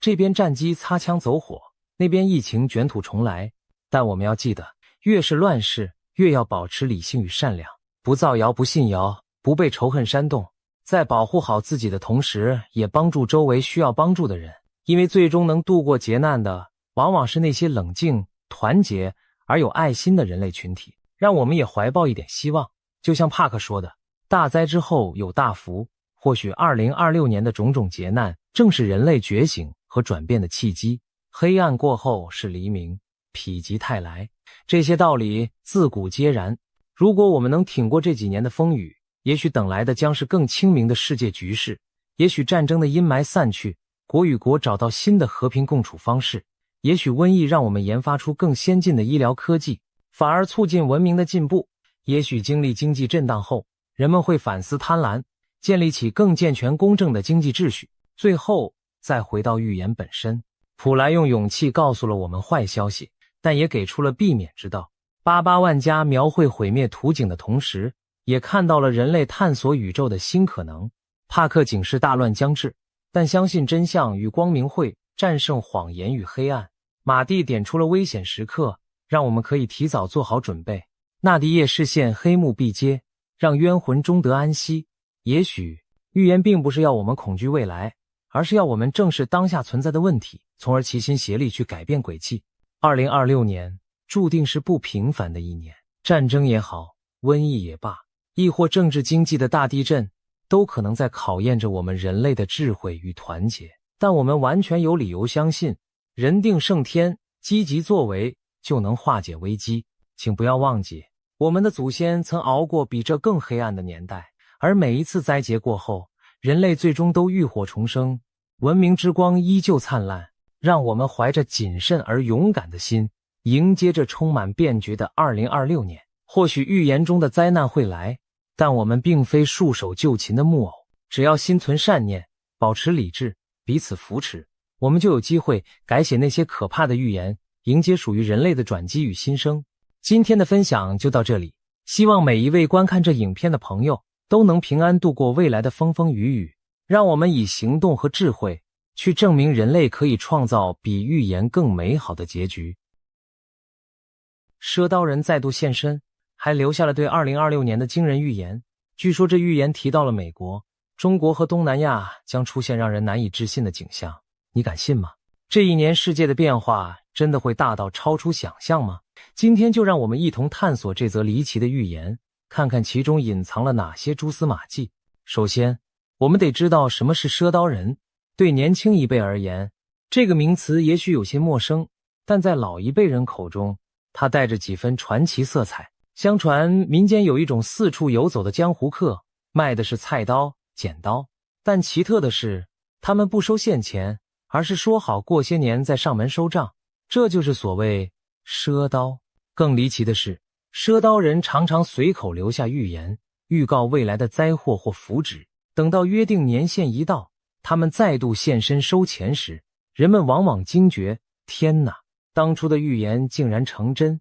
于是关于赊刀人的传说便一代代流传下来。简单来说，赊刀人就像是神秘的民间先知，他卖刀不是重点，重点是透过赊刀传递天机。听起来很玄乎，对吧？可是近年来，赊刀人的故事不断在现实中上演，让人不由得半信半疑。就在2024年底，中国湖南常德市的石门县就出现了一位神秘的赊刀人，他背着一捆菜刀走村串户，逢人便说，刀给你们，钱我8年后再来收。村民们将信将疑地问，为什么8年后？只见那赊刀人神色平静地抛下一句预言，米涨到8块，猪肉涨到50，8年后我来收钱。说完，他把锋利的刀具一一留下，转身离去，留下满村错愕的乡亲和一头雾水的我们。这件事被人用手机拍下传上网，立刻引发热议，许多网友惊呼，赊刀人又来了。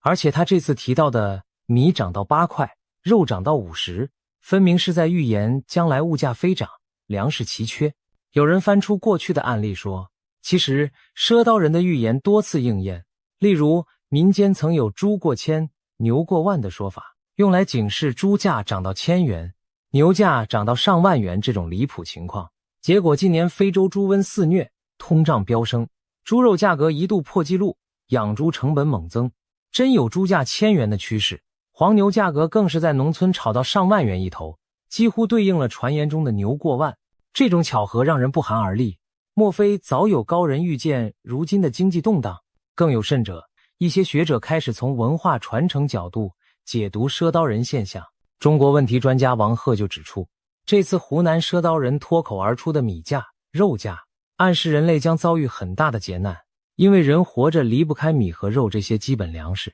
如果有朝一日米价飞涨，肉价奇贵，说明最基本的生存物资都极度稀缺，那一定出了大乱子。还有人把赊刀人的出现和古代典籍对照，认为这类神秘人或许源自古老的文化传承，例如墨家的游说之术或鬼谷子的预言学。他们现身往往是在乱世将至之时，用一种隐晦的方式提醒世人居安思危。历史上关于赊刀人的记载也并非空穴来风，早在清朝光绪年间1878年的《申报》上就刊登过一则译文，有个赊刀人当时在卖刀时预言米价将跌至18文一斗，旁人听了哈哈大笑，哪有米价下降的道理？结果没过几年，清政府推行新政改革，粮价真就跌到了他说的这个数字，让所有知情人目瞪口呆。这事儿也一时传为佳话。由此可见，在动荡变革的年代，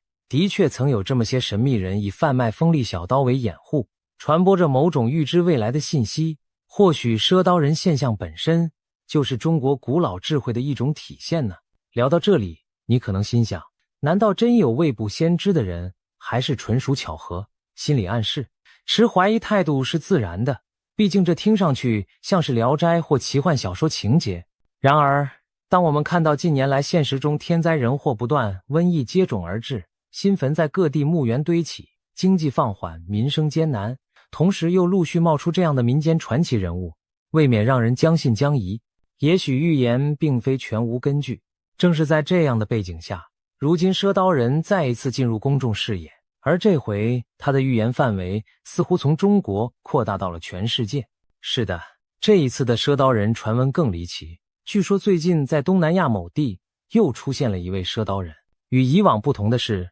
这回他留下了一首4句预言诗，把目光投向2026年的国际局势。这4句诗文依次是：26红马血火喷，西洋暗无天日，南洋米贵如珍珠，东洋遍地是枯骨。短短20个字，却涵盖了东西南北四方天地，读来令人脊背发凉。看似云遮雾绕的语句，其实每一句都有特定的指向和含义。接下来，我们就逐句解读这4句预言，深入探讨其中蕴含的信息，看看2026年究竟可能发生哪些天翻地覆的巨变。首先来看第一句预言，26红马血火喷。这句中的26很明显指的是2026年，马指的则是中国农历的生肖马年。按照60甲子纪年法，2026年是丙午年，属火马，民间称为火马年。因为传统上以五行配色，火对应红色，所以火马年也可说是红马年。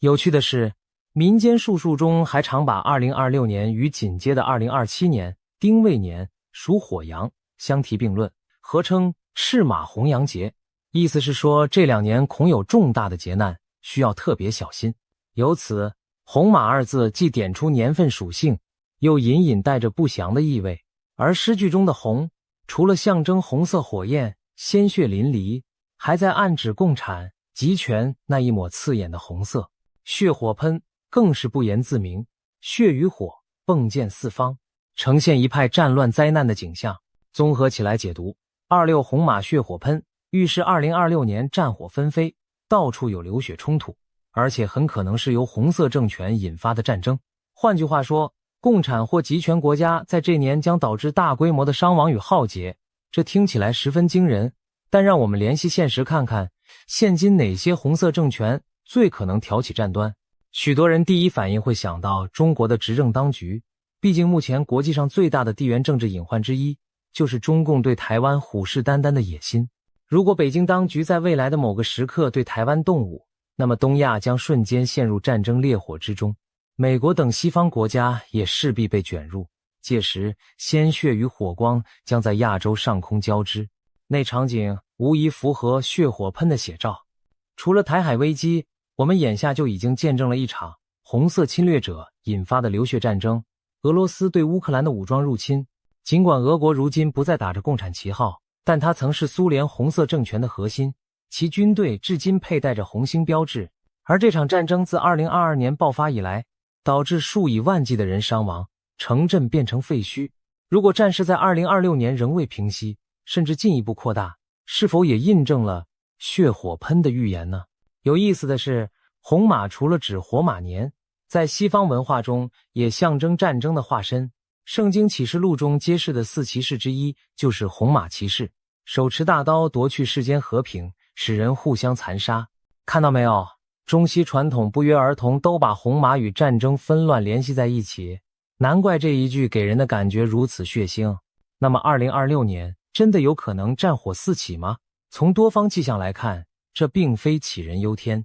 除了前面提到的台海和俄乌2大隐患，全球还有多处火药桶，随时可能被引爆。中东地区的仇恨与冲突积怨已久，欧洲北约与俄之间剑拔弩张，朝鲜半岛局势诡谲难料。朝鲜任何一处出现变故，都可能点燃更大规模的战争，而一旦大国卷入甚至对撞，那将真正是血火漫天喷洒。最极端的担忧莫过于核武器的使用。当前人类掌握的毁灭力量足以让整座城市瞬间陷入火海。一旦2026年前后爆发核冲突，那血火喷就不再只是隐喻，而会成为残酷的现实场景。巧合的是，西方著名预言家诺查丹马斯留下的诗篇中也有让人毛骨悚然的段落，被一些解读者认为指向这一时期的战乱。例如有人指出，诺查丹马斯在某4行诗中写道：提奇诺河将溢满鲜血，长剑挥舞之下尸横遍地。提奇诺河位于瑞士意大利交界，诗句仿佛预示欧洲内陆将爆发激烈冲突，鲜血染红河流。而另一则经常被引用的预言提到7个月的大战，许多人联想这可能是对未来某场世界级战争持续时间的暗示。如果真如此，2026年很可能正处于那7个月大战的关键节点上。当东西方先知的视线都在同一时间点聚焦于战争与流血，我们不能不感到背脊发凉。谈到这里，也许你已经脑补出炮火连天的恐怖场景，但别急，赊刀人的预言还不止如此。紧接着第二句，他将目光转向世界的另一端，夕阳暗无天日。夕阳在汉语中通常指西方国家，多半特指欧美地区，暗无天日则是形容黑暗到了极点，以至于看不见天日。把整句连起来，就是说2026年的西方世界将陷入一种极端黑暗混乱的状态，仿佛光明从人间消失了。那黑暗代表什么呢？多半是比喻西方社会出现了严重的问题，可能是政治上的黑暗，政府腐败专断，民主制度崩坏，也可能是经济上的崩溃，金融风暴，经济大萧条，让百姓陷入绝望，还可能指社会秩序的失控，动乱频发，犯罪猖獗，整个社会弥漫着恐慌与绝望的情绪。简言之，暗无天日意味着老百姓看不到希望与光明，陷在无边的阴影之中。这话听起来对西方世界很不友好，但我们不妨冷静分析，当前欧美社会是否正走向某种危机？其实，不少观察家早有警告。在美国，近年来社会撕裂严重，两党政治恶斗，民众对立情绪高涨，种种内耗已让这个超级大国元气大伤。欧洲也好不到哪儿去，一方面要面对能源短缺、通货膨胀等经济压力，另一方面还有难民潮、恐怖袭击和民粹主义抬头等社会问题。不少人感慨西方整体正经历文明的内部衰败，就像一座大厦的地基在慢慢裂开。如果这种趋势在2026年迎来爆发点，出现某种临界的大崩塌，那就真是暗无天日了。说到地基裂开，还真有一位西方预言家做过类似的比喻。美国有位自称先知的阿曼达·格雷斯 Amanda Grace， 他曾谈到自己看见过关于2026年的一幅画面，一座房屋建在沙土上，暴雨倾盆而下，洪水与狂风袭来，结果房子因为地基不稳而轰然倒塌，化为废墟。格雷斯把这个意象解读为对美国的警示。2026年将是美国一次关键的根基之战，因为当年11月美国将举行中期选举，他认为这场选举攸关美国立国的精神基石是否能维系。如果美国继续背离立国时的信仰和道德根本，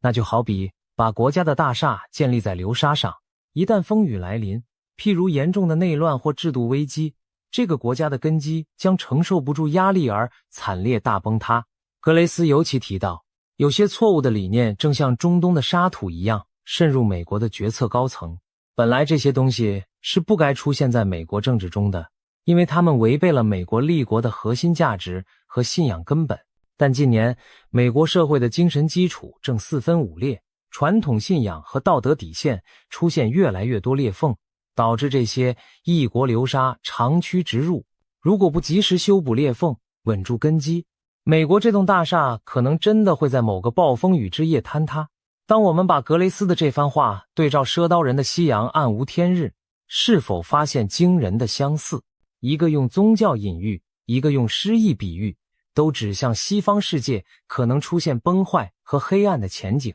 当然，也许有人会从字面联想到更加末日的解读，例如暗无天日，会不会是真的看不见太阳？假如发生超大规模的火山爆发或核战争，引发漫天尘埃遮蔽阳光，西方世界陷入长时间的黑暗，岂不正是暗无天日的写照？听上去耸人听闻，但历史上确实有类似场景，像1815年印尼坦博拉火山大喷发，造成全球气候异变，隔年被称为无夏之年，连欧洲都出现了长期阴霾不见日头。如果2026年前后碰巧发生一次惊天动地的自然灾变，比如黄石火山的大喷发或陨石撞击地球，那西方天空变得昼夜昏暗也不是不可能。然而多数解读还是把暗无天日视为比喻，毕竟赊刀人之前的预言多与人世间的苦难有关，而非纯自然现象，所以更大的概率是我们将看到西方社会在人为因素下陷入黑暗动荡，例如政治经济危机交织，让普通民众陷入前所未见的绝望。总而言之，赊刀人第二句预言描绘的是西方世界的至暗时刻。如果它成真，那将是二战以来西方没有经历过的大混乱、大崩盘。我们不妨试想一下，假如美国经济崩溃，金融市场瘫痪，美元贬值，物价飞涨，民众走上街头抗议四起，或者某种极端势力上台颠覆了民主制度，使得自由社会走向独裁黑暗，又或者先前提到的战争引火烧身，北美和欧洲本土遭受打击，乃至大规模停电、粮食短缺，那么西方人的生活将一夕倒退几十年，甚至上百年，陷入近乎无政府的状态。到那时，西洋诸国的人们或许真会感叹，昔日头顶的自由阳光没了，取而代之的是看不到希望的长夜，这是多么凄凉而恐怖的前景。但愿这只是危言耸听。然而赊刀人诗中的每一字，都像是在敲响警钟，提醒西方社会正视自身的裂痕与阴影，稍有不慎，就可能滑入黑暗的深渊。接下来，让我们看看第3句预言，南洋米贵如珍珠。这句话的指向相对直白，南洋一词，传统上指中国以南的南洋群岛和东南亚地区，大致包括今天的东南亚国家。米当然是稻米，亚洲人的主粮，米贵如珍珠。这个比喻相当生动，意思是说米价昂贵的像珍珠一样，粮食变得极其稀有珍贵。换句话说，东南亚地区将出现严重的粮食危机，米价飞涨，甚至有钱也买不到粮。大家都知道，东南亚国家，比如泰国、越南、印尼等，稻米是百姓赖以糊口的主食。一旦米价贵如珠玉，那只有2种可能，要么是通货膨胀失控，纸币大幅贬值导致物价狂飙，要么是粮食极度短缺，米产量锐减或供应链断裂，导致市场上一米难求。无论哪种情况，都代表老百姓将面临吃不饱饭的困境。试想，在富庶的21世纪，如果真出现米价赶上珠宝价，平民饿殍满地，那得是多么严峻的局势。其实近年来有不少迹象显示，全球粮食危机的苗头正在显现。就以稻米为例，2023年年中，世界第1大稻米出口国印度突然宣布限制大米出口，因为他们担心国内供应不足。这项举措一出，国际市场米价应声上涨，亚洲许多地区一度出现疯狂囤米的现象。人们这才惊觉，原来米饭并非取之不尽，用之不竭。如果主要粮仓的供应一断，全世界都会饿肚子。再看气候因素，当前正值厄尔尼诺现象活跃期，往往会给东南亚带来异常的高温干旱。历史上，每逢强厄尔尼诺，不是发生森林大火，就是导致粮食欠收。比如1997年的特强厄尔尼诺，印尼大片森林干燥起火，粮食产量下跌。2015年的厄尔尼诺也让泰国、越南稻田受旱灾影响。假如2025、2026年持续极端气候，东南亚重要稻米产区收成惨淡，米贵如珍珠，并非危言耸听。除了自然灾害，战争和政治动荡也可能让粮食供应雪上加霜。想象一下，如果前面提到的战争在亚洲爆发，国与国之间关系紧张，粮食贸易可能中断。东南亚国家即使自己出产稻米，也许因为要优先自保而限制出口，而需要进口粮食的国家就更惨，买不到米只能干瞪眼。甚至不需要真的开战，只要地缘局势恶化，贸易制裁或封锁发生，同样可能断掉粮食供应链。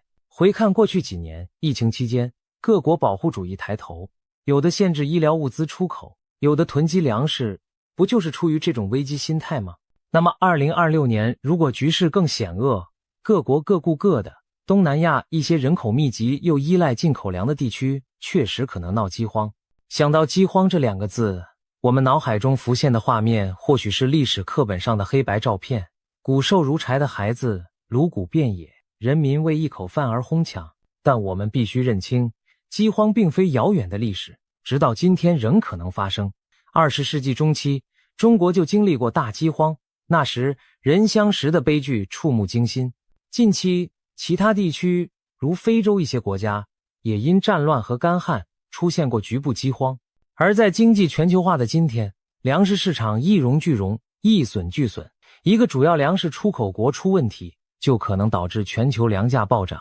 当前因气候变化、土壤退化，农业生产本就面临挑战。如果再遇上战事或瘟疫，农民无法下田耕作，粮食欠收，那影响将几何级数放大。我们真的有可能亲眼目睹米价飞涨10倍、100倍的日子。赊刀人用珍珠来比喻米之昂贵，让人不禁联想到圣经启示录中对世界末日场景的描写。在末世的第4骑士到来之前，第3位黑马骑士象征的正是饥荒。经文说，他手持天平，高声喊，1银币买1升麦子，或者1银币买3升大麦。意思是粮食价格贵得离谱，平常1枚银币能买很多粮，现在只能买一点点麦子充饥，温饱都成问题。这画面与米贵如珍珠何其相似。粮食从寻常百姓的主食变成贵比珠宝的奢侈品，正是末日灾难的典型情景。当我们看到现实中米价上涨的新闻，再对照这些预言，不禁倒吸一口凉气。难道传说正在变成现实？更令人不安的是，饥荒往往与战争、瘟疫相伴而生，古人称之为3灾并至。当战争破坏农田、切断运输，便引发粮荒，而饥荒中营养不良、卫生恶化，又极易滋生瘟疫。诺查丹马斯的预言诗中也有一句，瘟疫中的饥荒，就是描述瘟疫期间出现大面积饥饿的惨况。这似乎在暗示我们，当世界陷入战争与瘟疫，粮食危机会雪上加霜。如果赊刀人的前3句预言战乱、黑暗、饥荒相继应验，那基本等同于末日。4骑士已经来了3位，这世界将面临极其严峻的生存挑战。说到这里，你可能已经发现了一个可怕的逻辑：战争导致饥荒，饥荒伴随瘟疫，而瘟疫加剧死亡。没错，这正把我们引向赊刀人预言的最后一句，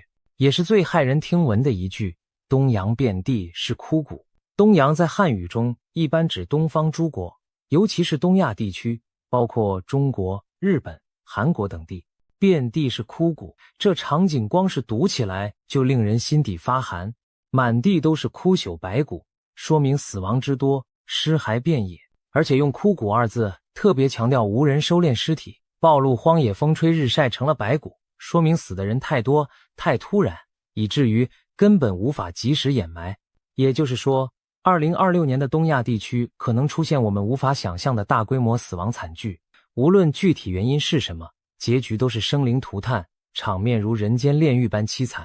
为什么偏偏是东亚遍地枯骨？这个问题让人不寒而栗。按理说，东亚包括中国这些国家，目前算是世界上经济发达、人口稠密的区域，难道会发生像中世纪黑死病、近代战乱那样的大量死亡事件吗？若前面的预言都成立，其实不难理解，可能导致如此多人死亡的无非几种：战争、瘟疫、饥荒，或者3者联合作用。而前面3句预言已经分别对应了战争、血火喷、灾乱、暗无天日，包括瘟疫、饥荒、米价暴涨。如果这3大灾难在东亚不幸叠加发生，后果自然是灾难性的。让我们逐一分析东亚可能面临的极端情境。第一，大规模战争。在东亚土地上，如果爆发战争，其伤亡人数很可能以100万计。尤其考虑现代武器的毁灭力，若中日或者中美在此交锋，更不用提一旦动用核武，死亡数字将难以想象。上世纪的2次世界大战，东亚战场就曾尸横遍野，南京大屠杀、广岛长崎原子弹、冲绳玉碎战等等，哪一幕不是真实版的遍地枯骨？而那已是7、80年前的事了。如今的武器更先进，杀伤力更强，真打起来只会更惨烈。如果赊刀人的预言要应验，可能正是因为东亚成了世界大战的主战场。毕竟第1句提到红色政权引发的战争，很容易让人联想到以中国为中心的冲突。假如2026年前后，中共在内外交困下铤而走险对外动武，那战火很可能蔓延整个东亚，最终导致千千万万的人死于非命。第二，致命瘟疫。还记得3年前的新冠疫情吗？短短几个月内，病毒从东亚扩散到全世界，夺走数百万人的生命。即便在防疫措施严格的东亚国家，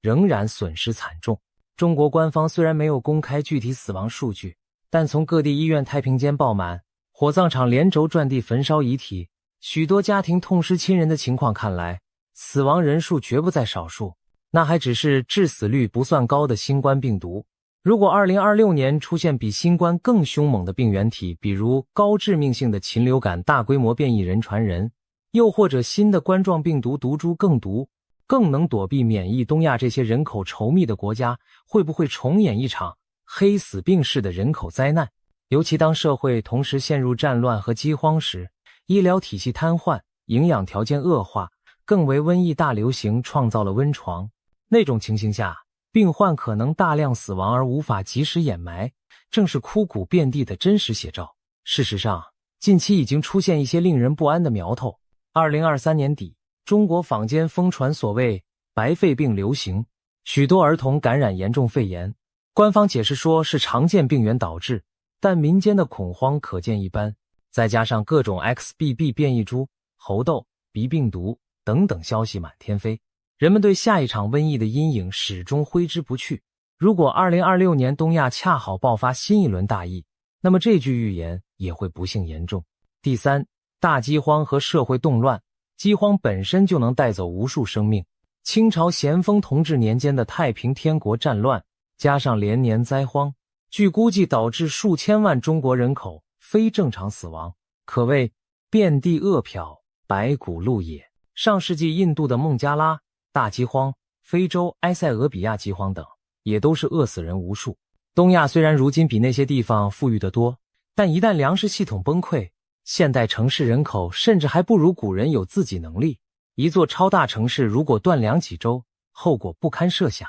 更不用说在饥荒压力下可能引发社会动荡，暴力频发，造成人为的伤亡。东亚国家如果政权在那种压力下崩溃，失序状态中死亡人数恐怕也会飙升。试想一个极端画面，粮荒叠加瘟疫，城市中无法维持基本秩序，病死人和饿死人横陈街头无人收拾，那正是枯骨满地的现实版本。不希望发生，但并非全无可能。说到底，赊刀人这最后一句预言将东亚描绘成灾难的终点站，仿佛前面所有战乱、灾荒最终的伤亡都集中体现在东方这片土地。这不禁让不少人联想到中国古代许多预言中的说法：天下大乱，死人过半。例如明朝刘伯温据传留下的烧饼歌碑文中，就预警过将来人死一半的劫难情景。清朝推背图第45象也有哀哉盛世，骨肉分离的凄惨预兆。还有民间俗语说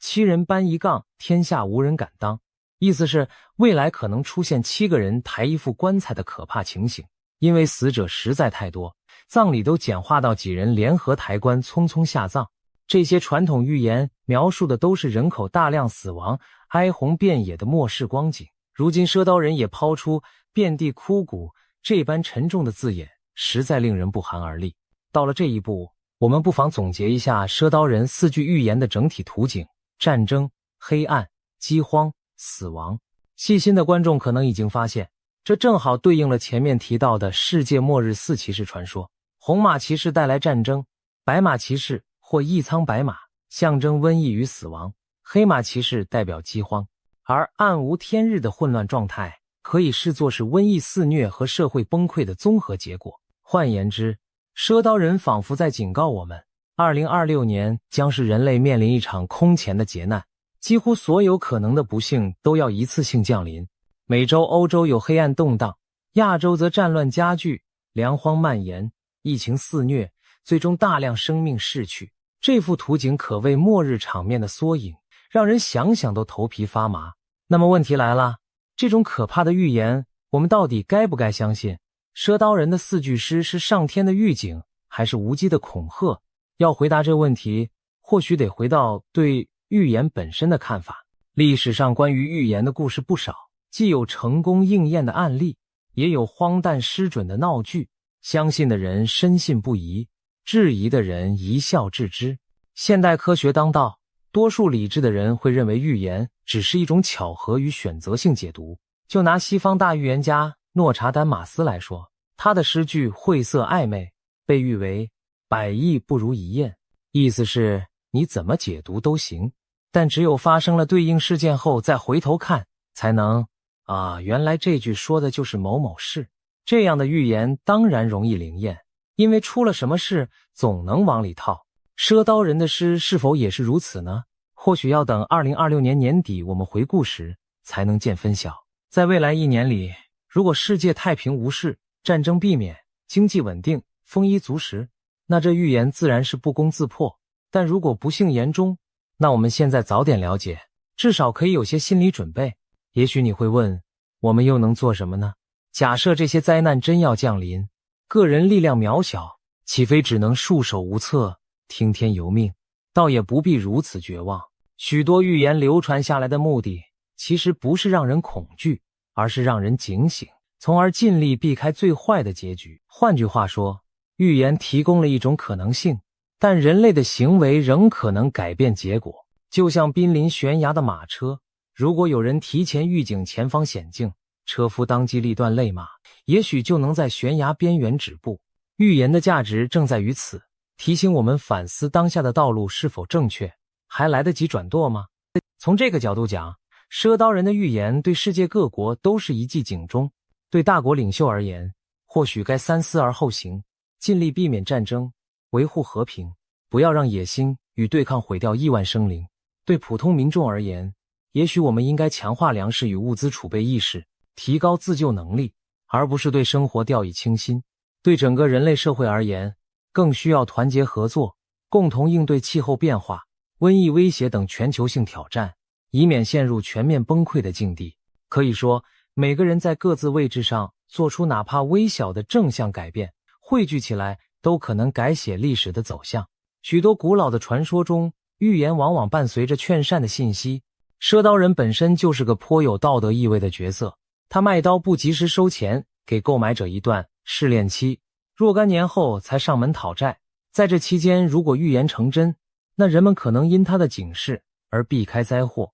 这钱付的也心甘情愿。反之，如果预言没发生，那或许是因为大家行善积德转移了灾祸，赊刀人也不一定会再出现讨要什么。一些信奉宿命的人相信，大劫降临之前必有征兆与高人指点，如果人们悬崖勒马，积善消业，就能将灾祸减轻甚至化解。在湖南那位赊刀人的故事中，王鹤也提到，人要赶快自救，行善向善是度过劫难的唯一法宝。这其实和许多宗教教会异曲同工。面对末日审判，最好的准备就是反省自心，善待他人。因为唯有道德的力量，才能让我们在巨难来临时守住人性的最后底线，进而重建家园。除了劝善，一些预言还给出希望的伏笔。虽然诺查丹马斯的诗多半阴森恐怖，但在东方预言中，经常在描述劫难后接着预言救世主的出现。有句话叫否极泰来，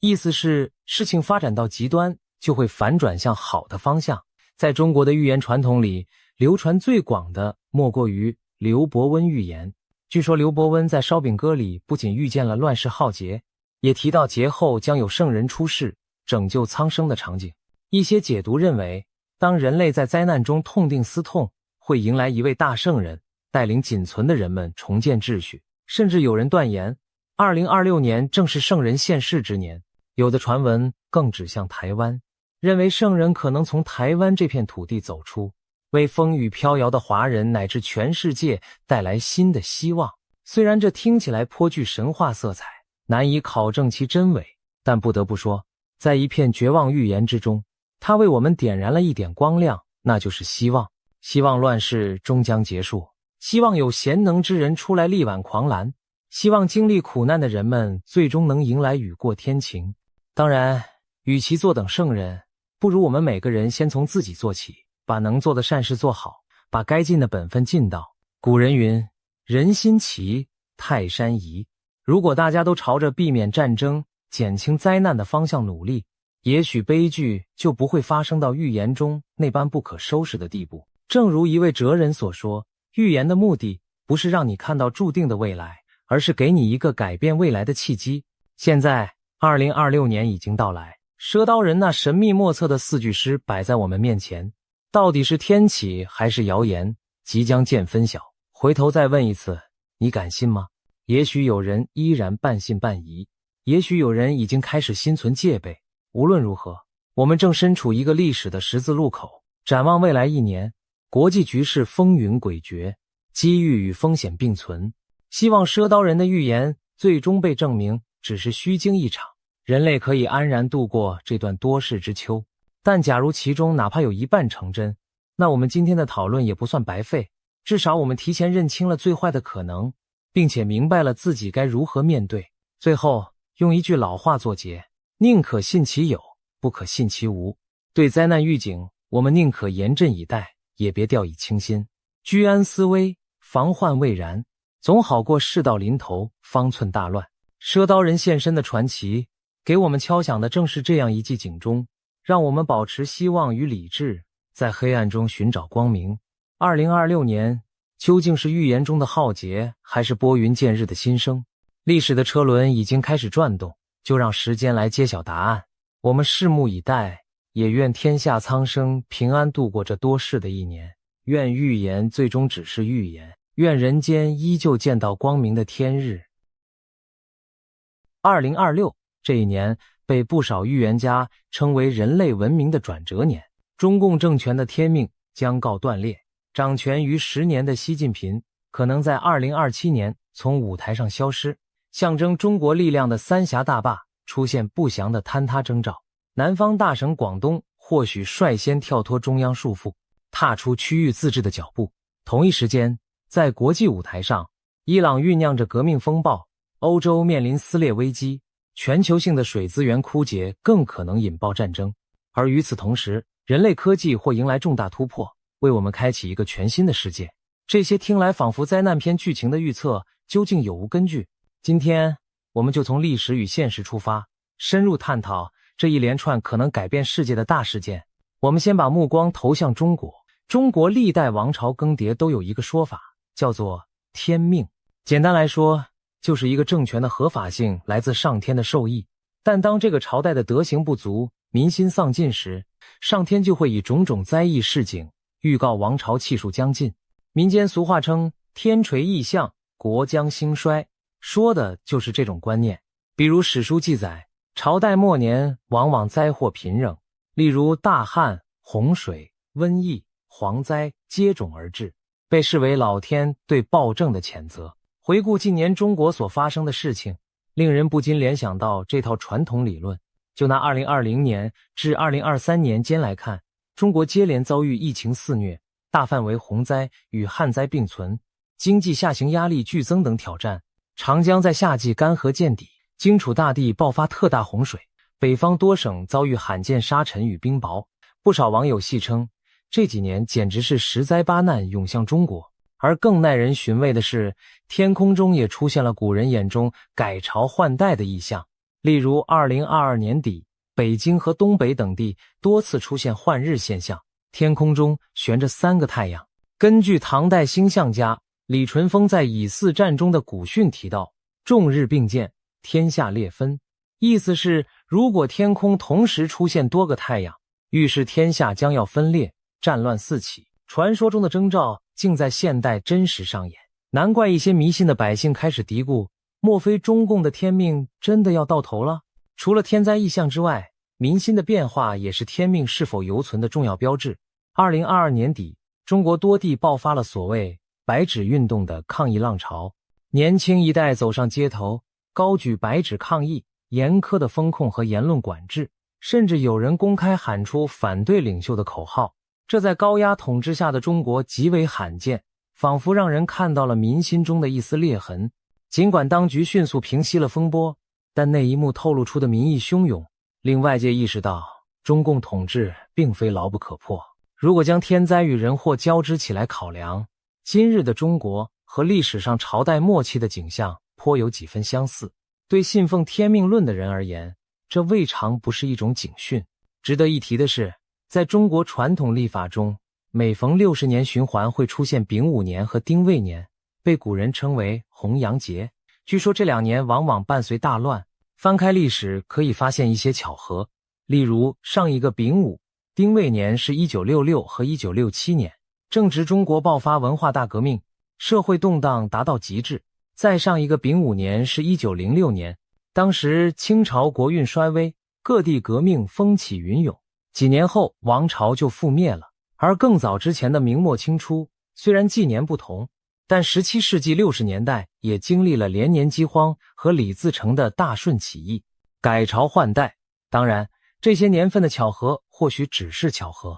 但民间因此对2026丙午年和2027丁未年格外忌惮，认为红阳节可能再次应验。近年不少预言文章也将这2年描述为人类文明的大变局之时，迷信也好，巧合也罢，当灾异与动荡真的开始密集出现，人们难免会把它和老天的旨意联系起来。不少海内外的观察家开始酝酿一个大胆的推测，认为2026年前后中共政权可能会步入衰亡的命运转折点。先说中国，网络上曾热传一位奇人王恩庆的说法，据称王恩庆被某些中南海权贵奉为国师，他早年大胆预言，中华人民共和国的国旗上有5颗星，分别象征5个中共领袖：毛泽东、邓小平、江泽民、胡锦涛和习近平，没有第6颗，因为第5个就是掘墓人，所以他认为在习近平任内，中共的统治将告终结。如今习近平正是第5任领导人，而中共建政已经70余年，接近历史上朝代寿命的极限。如果王恩庆所言有理，那么2026到2027年这段时间，也许就是他暗示的终局时刻。事实上，民间近来盛传一则北戴河会议的风声，据说习近平可能干完这一届之后不再安排接班人。这传闻无从证实，但与王恩庆的预言不谋而合，似乎都指向习时代将是红色政权的最后篇章。巧合的是，远在大洋彼岸的一位英国灵媒克雷格·汉密尔顿·帕克也对2026年的中国做出了惊人预测。帕克以往因多次成功预言国际事件而小有名气，他在2023年11月发布了一系列对2026年的预言，其中最引人注目的一条就是他看见中共政权将开始出现冰川式瓦解。这个生动的描述形象地描绘了一种并非瞬间崩盘，而是逐渐分崩离析的局面。简而言之，中央政权的控制力将一点点削弱，地方和社会的裂痕日渐扩大，最终整个体制如冰川融化般土崩瓦解。帕克甚至暗示习近平的个人命运也将出现重大变局。也就是说，在他的视野里，2026年或将标志着中国集权统治开始走向终结。耐人寻味的是，帕克同时预言了一系列独裁政权的倒台，包括他看见伊朗将发生革命，古巴政权出现变天等等，仿佛世界将进入一个威权政治大洗牌的阶段。东西方不同背景的预言居然在时间点和内容上高度吻合，让许多人既感震惊又期待。当然，预言终究只是预言，撇开玄学不谈，我们不妨从现实条件来分析，中共政权是否真的可能在未来数年陷入失控。首先是经济压力，中国经济近年增速放缓，失业率特别是年轻人失业率高企不下，地方政府债台高筑，财政困难已经显现，有些地区甚至闹出了公务员降薪、社保研发的传闻。如果经济在2026年进一步恶化，失业人潮和债务危机交织，社会稳定将面临严峻考验。其次是政坛内部，习近平在位期间清除了众多政敌，打造了一言堂的权力状态。然而正所谓孤注难支，权力过度集中也意味着决策失误，缺乏纠偏机制。一旦哪里出现重大的治理失败，习近平本人将难辞其咎。想象一下，如果某场天灾人祸处理不当激起全国众怒，或是某个政策导致经济雪崩，引爆全国性抗议，习会不会成为党内外众矢之的？历史上不乏此类先例。再加上习近平本人生理年龄渐长，外界时有他健康不佳的小道消息。一位高龄且高度集权的领袖，在风雨飘摇的局势中，其统治稳定性确实令人关注。如果种种压力在2026至2027年间同时发酵，不排除中国政局出现突然巨变的可能。届时，习近平可能被迫下台，甚至从公众视野中消失，也并非完全不可想象的结局。值得一提的是，面对内忧，中共也可能铤而走险地对外挑起冲突，以民族主义凝聚人心，例如加剧对台湾的军事压力，甚至在某个时机对台动武，借此转移国内视线。然而这种赌博式举动若遭遇失败，只会加速政权崩溃。北京当局曾将2027年定为解放军实现建军100年奋斗目标的节点，有外媒解读，其中隐含着完成对台湾统一的野心。但如果内部局势在2026年前后已现乱象，习近平还能否腾出手对外冒险，或者相反，他会不会孤注一掷对台湾动手以维持权威？这些未知数都为未来增添了更多变数。谈到可能颠覆中共政权的因素，除了人事和政治，本身具有象征意义的重大工程若出现危机，往往对民心与政权信心的打击更是巨大。这其中不得不提长江上的三峡大坝。三峡大坝是目前世界上规模最大的水坝工程，号称能抵御万年一遇的洪水。然而自从建成以来，它的安全性和种种负面影响就一直饱受争议。早在兴建之初，水利权威黄万里教授就曾预言三峡工程将带来12项灾难性后果。如今10数年过去，黄老预言中的前11项几乎都已应验，例如下游河岸坍塌、航运受阻、100万移民问题、泥沙淤积、水质恶化、生态失衡、地震隐患等等。一共只剩下最后一项，也就是他最不愿见到的一幕，大坝最终可能不得不被炸掉。尽管官方从未承认大坝存在生死攸关的危机，但近年来一些迹象令人不安。2020年夏季，超历史极值的长江洪水压境，三峡坝区一度承受了前所未有的入库流量，所幸涉险过关。事后有海外卫星照片显示，大坝疑似发生轻微变形，虽然中国专家解释那是正常弹性，但仍引发轩然大波。接着2022年又发生长江中下游罕见干旱，三峡库区水位骤降，显露出库岸滑坡的隐患。可以说，大坝正经历极端天候的反复考验。而在中国传统风水观中，三峡大坝更被一些术数家斥为斩断龙脉之举，认为此举逆天而行，终将折损国运。不管风水之说是否可信，三峡工程象征着中共治下人定胜天的骄傲。如果有一天它出现重大事故或结构性损毁，将在国内外造成极大震撼。上亿人口赖以为生的长江流域将陷入浩劫，而这样的灾难无疑会被舆论解读为天谴，把中共政权的威信彻底冲毁。难怪坊间流传着一句话：三峡若垮，中共必亡。可见三峡大坝早已超越一座水利工程的意义，而被看作中共国运的象征之一。如今各种征兆叠现，让人不寒而栗，不禁想，会不会真的有那么一天，假如北京的中央权威真的因某种巨变而示威，中国的政治版图将如何演变？有一种推想是，中国可能重回群雄割据的局面，各地区出现实质上的自治甚至独立倾向。而在这之中，广东这样的沿海发达省份被许多人点名，认为可能是率先迈向区域自治的领头羊。为何是广东？首先，广东历史上就是变革风气最先吹拂之地，晚清以来的多次革命运动，如辛亥革命、护法运动，广州都曾是策源地。民国时期，广东也一度成为军阀割据时代的半独立政权，由陈济棠等地方实力派经营自治。这片岭南大地民风开放，与中央朝廷的联系相对松弛。其次，广东经济实力雄厚，改革开放以来累积了巨大的物质基础和国际联系。若中央政府瘫痪，广东有能力自成一体，继续运转，反而那些财政依赖中央补贴的欠发达内地省份才更难独立支撑。再者，广东毗邻港澳，吸收了较多民主法治的观念熏陶，广东人对自由和自治的向往可能比内地其他地方更强烈。即便在严厉管控下，我们依然能从互联网舆论中窥见一丝端倪。有人半开玩笑地自称广东公投独立，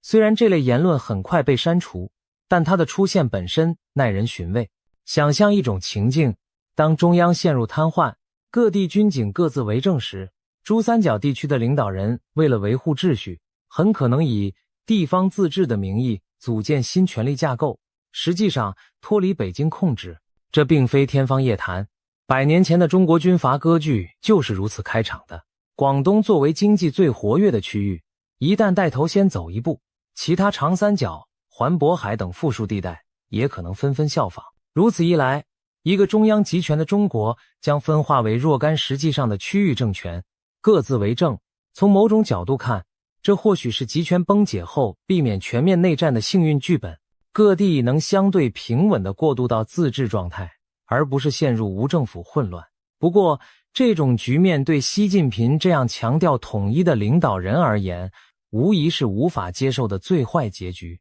因此，未来几年广东等地与中央的关系走向将成为判断中共政权是否江河日下的一个风向标。如果我们真的看到地方开始公然违抗中央指令，自行其事，那就说明天命真的降临到尽头了。从以上种种迹象与推演来看，2026年前后中国内部确实存在巨变的可能性。当然，这些还只是围绕中国的剧本。此时此刻，让我们把视野放宽，看看世界其他地区正在酝酿的动荡与变局。或许巧合的是，他们与中国的巨变可能前后呼应，构成全球范围内的震荡。首先是中东的伊朗，这个拥有深厚文明底蕴的波斯国度，在21世纪的今天依然实行着严苛的神权统治。然而暗流涌动，伊朗社会对现政权的不满早已积蓄多年。早在2009年，伊朗就爆发过大规模的绿色革命抗议。此后经济低迷和制裁压力下，民众示威此起彼伏。2022年，一场席卷全伊朗的抗议风暴再次爆发，其导火索是一名年轻女子玛莎·阿米尼，因佩戴头巾不当，被宗教道德警察拘捕并离奇身亡，引发无数女性走上街头。女性摘下头巾，高喊妇女、生命、自由，数十个城市响起反对独裁、要求自由的口号。这场抗争持续数月，尽管最终因当局镇压而平息，但全球看到了伊朗人勇敢抗争的决心。许多人将它类比为伊朗版的革命前夜。现任最高领袖哈梅内伊年事已高，他一旦离世或健康不支，伊朗可能面临权力真空和继承危机，届时压抑已久的反对力量或将乘势而起。展望2026到2027年间，伊朗极有可能成为全球瞩目的焦点。一旦伊斯兰共和政权被推翻，将标志着1979年以来伊朗革命的终结和新纪元的开始。这对中东地缘政治的意义非同小可。长期以来，伊朗奉行反西方、反以色列的强硬路线，支持着黎巴嫩真主党、也门青年军等地区代理人武装。如果新政权上台，伊朗与邻国乃至西方的关系都将被改写。也许我们会看到伊朗社会迎来更开放的风气，与沙乌地、阿拉伯等宿敌国冰释前嫌，甚至重新成为国际社会的正常成员。当然，革命往往伴随阵痛，谁也不能保证伊朗变局一定顺利，但可以肯定的是，中东正处于重组的前夜。一方面，美国近年推动以色列与阿拉伯国家的和解，阿以关系在改变；另一方面，如果伊朗这个区域大国出现革命，中东力量对比将发生剧烈震荡。难怪预言家们把伊朗革命列为2026年前后的重要事件之一。帕克的预言亦提到了伊朗，他的视野中清晰浮现波斯政权更迭的景象。试想，中国政局巨变与伊朗革命若在相近时间发生，那将多么富有戏剧性！两个相距遥远的古老文明几乎同时告别，各自延续了数十年的统治秩序。历史有时就是如此，充满巧合，又耐人寻味。将镜头转向西方，欧洲也正面临着自冷战结束以来最严峻的分裂危机。欧洲联盟一度被视为团结与和平的象征，但如今内外交困，出现了明显的撕裂迹象。先是2016年的英国脱欧公投，让欧盟失去了一个重要成员，也撕开了欧洲一体化信念的口子。随后，欧洲本土民粹与极右势力崛起，在多国兴风作浪。匈牙利、波兰等东欧国家与布鲁塞尔在司法独立、新闻自由等问题上争执不下，甚至被认为偏离民主价值。意大利、法国等大国的选举中，疑、欧、反移民的政党声势日渐浩大，就连稳定的斯堪的纳维亚国家极右翼政党也正走向前台。种种迹象表明，欧盟内部的共识在流失，各国各顾自身利益的倾向在上升。除了政治上的分歧，欧洲社会还潜伏着文化和宗教的裂痕。这主要体现在欧洲原住民与穆斯林移民群体之间日益紧张的关系。近10多年来，欧洲接纳了大量来自中东、非洲的移民和难民，他们中很多人信奉伊斯兰教。多元文化政策一开始让欧洲显得包容繁荣，但当经济压力和安全事件发生时，社会矛盾便凸显出来。巴黎、布鲁塞尔、柏林等地接连发生恐怖袭击和社区骚乱，有的是极端分子所为，有的则是移民青年对歧视和贫困的不满爆发。2023年，法国就因一起警察射杀少数族裔青少年的事件引发全国性骚乱，大批移民背景的年轻人在街头纵火砸车，让整个欧洲为之震惊。这些事件加深了部分欧洲民众对移民群体的疑惧，也助长了仇外的极端民族主义情绪。于是，一方面穆斯林社群感到被边缘化和敌视，另一方面本地居民又觉得自身文化传统受到威胁。在极端情况下，这种双向对立可能引发更猛烈的冲突，甚至带有宗教色彩的对抗。有悲观的观察者警告，欧洲未来不排除出现新宗教战争的可能。当然，多数人认为这种说法过于夸张，但足以说明隐患之严重。经济和地缘因素也在撕扯着欧洲的团结。2022年爆发的俄乌战争大大改变了欧洲的战略环境。欧洲各国在支持乌克兰问题上表面团结，但随着战争持续，分歧开始浮现。东欧的波罗的海国家和波兰因为紧邻俄罗斯，更坚决反俄，而像德国、法国这样的西欧大国，民众对长期制裁和军援的耐心正逐渐减少。一旦战局交着到2025、2026年仍无定论，欧盟内部可能出现两派，一派主张继续强硬到底，另一派倾向寻求妥协停战，这将成为另一道撕裂欧洲的裂缝。此外，能源危机也在考验欧洲。自俄罗斯切断对欧天然气供应后，欧盟国家在能源问题上虽制定了共同方案，但私下里各自为政的现象并不鲜见。2022年的冬天，德国等富国砸下重金抢购天然气储备，引发较贫弱国家的不满。未来若再遇能源短缺，一些国家可能不顾他国而自行其事，例如限制能源出口或囤积燃料，重演疫情初期争夺防疫物资的一幕，进一步侵蚀成员国间的互信。综上所述，欧洲昔日那种你中有我，我中有你的团结，气氛正日渐淡薄。展望未来几年，我们可能看到欧盟变得愈发松散无力，甚至不排除某些国家步英国之后尘退出联盟。欧元区和申根区也面临压力测试，如果经济再度陷入衰退，各国很可能为了自保违背共同体原则。毫不夸张地说，欧洲正站在团结还是分裂的十字路口。欧盟的解体不再是天方夜谭，而是许多欧洲人开始讨论的现实可能性。有人担心，一旦欧盟真走向分崩离析，整个欧洲大陆将陷入各行其事、缺乏协调的混乱状态，这对全球秩序也是巨大的变数。这种撕裂也许不是像2次世界大战那样的热战，而是一种慢性瓦解，政治上各行其事，社会上离心离德，文化上分庭抗礼。它将极大削弱欧洲在国际舞台的影响力，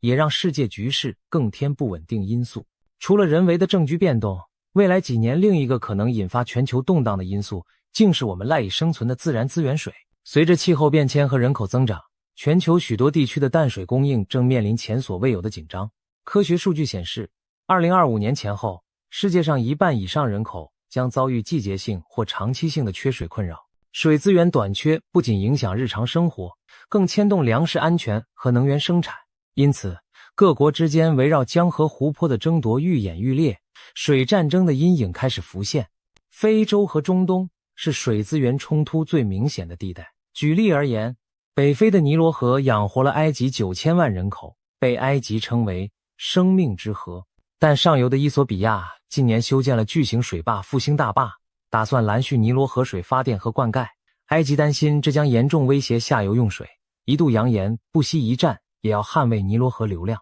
尽管双方在国际斡旋下多次谈判，但迟迟无法达成长久协议。如果未来伊索比亚强硬推进蓄水计划，而碰巧逢上干旱年景，造成埃及水荒，埃及极端势力很可能推动政府采取军事行动，如空袭大坝等，那将是典型的为水开战。一旦这一先例出现，地区局势将极其危险。中东地区另一些河流也存在类似问题，例如土耳其在幼发拉底河和底格里斯河上建坝，引发下游叙利亚、伊拉克的不满。约旦河流域的水资源分配也是以色列、约旦、巴勒斯坦争执多年的焦点。如果气候加剧干旱，这些矛盾可能突破外交框架而演变成冲突。在亚洲、南亚和中亚也有多条河川成为潜在火药桶。印度和巴基斯坦共享着印度河水系，虽然有历史悠久的分水条约，但随着克什米尔地区局势紧张和水量减少，印巴双方屡屡相互指责对方浪费或节流。谁都知道，印巴本就是一对宿敌，如果再因水问题激化敌意，后果不堪设想。再看中国和南亚其他邻国，中国掌控着喜马拉雅山脉众多河流的上游，包括雅鲁藏布江和湄公河等。中国在西藏地区兴建水坝，也引起印度和东南亚国家的戒心。尽管目前还没有酿成直接对抗，但未来水资源更紧缺时，不排除各国因争夺水源而爆发冲突。此外，气候变化导致冰川融化减缩，进一步削弱河流的稳定流量，也会让本就紧张的水分配变成你死我活的零和博弈。联合国曾经警告，21世纪的战争很可能将因水而起。更广泛的水危机与粮食、移民问题也在相互交织。撒哈拉以南、非洲和中东地区如果持续干旱，将有越来越多人无法为生，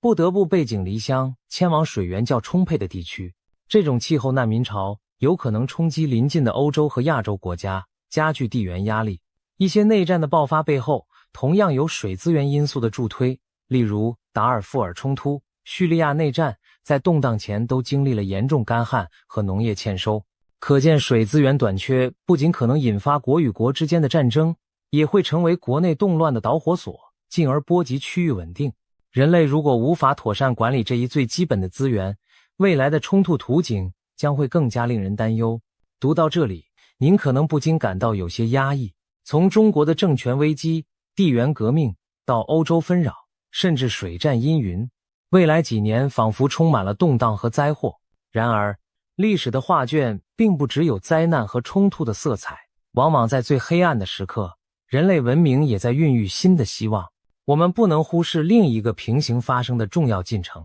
那就是科技的突飞猛进，正为我们打开一扇通往新世界的大门。近年来，人类在科学技术领域取得的突破令人目不暇给。如果这些趋势延续到2026年前后，我们可能会见证若干具有革命性意义的发明创造，彻底改变现有社会的面貌。首先要提的就是能源技术的飞跃。2022年底，美国科学家首次在实验室实现了核融合反应的净能量输出，这意味着人造太阳的梦想离现实更近了一步。众所周知，核融合被视为解决人类终极能源需求的圣杯。这种反应以氢同位素为燃料，几乎取之不尽，反应产物是无污染的氦气。一旦核融合技术成熟应用，人类将告别对石化能源的依赖，不再受制于能源短缺和碳排放问题。许多国家正投入巨资研发，目标是在2030年前后建成可发电的聚变反应堆。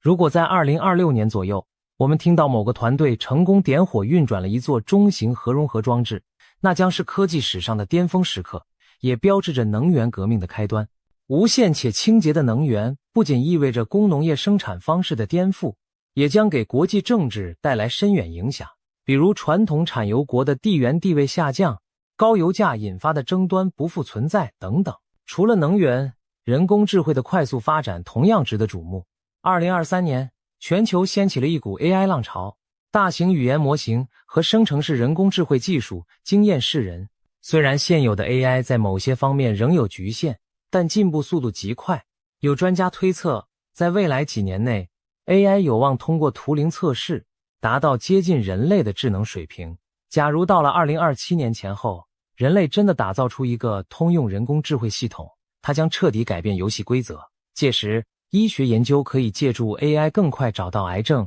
艾滋病等绝症的治疗方案。复杂的气候模型或许能精确预测灾害，防范极端天气。经济和城市管理可以依赖 AI 优化资源分配，消除浪费。教育亦能因材施教，大幅提升人力资本素质。当然， AI 的发展也伴随风险，但如果善加引导，人机协作将开创一个生产力极大提高的时代。想象一下，未来的工厂里，枯燥危险的工作由机器人完成，人类可以专注于创意和设计。医院中， AI 助手帮助医生分析海量病例，提出最佳治疗方案，患者的存活率因此大大提升。这些都不是幻想，而是正在研发的原型。科技界普遍认为，2020年代中后期，我们将迎来人工智慧应用的大爆发，其带来的效率提升堪比当年的工业革命，这无疑也是新世界的重要特征之一。说到计算领域，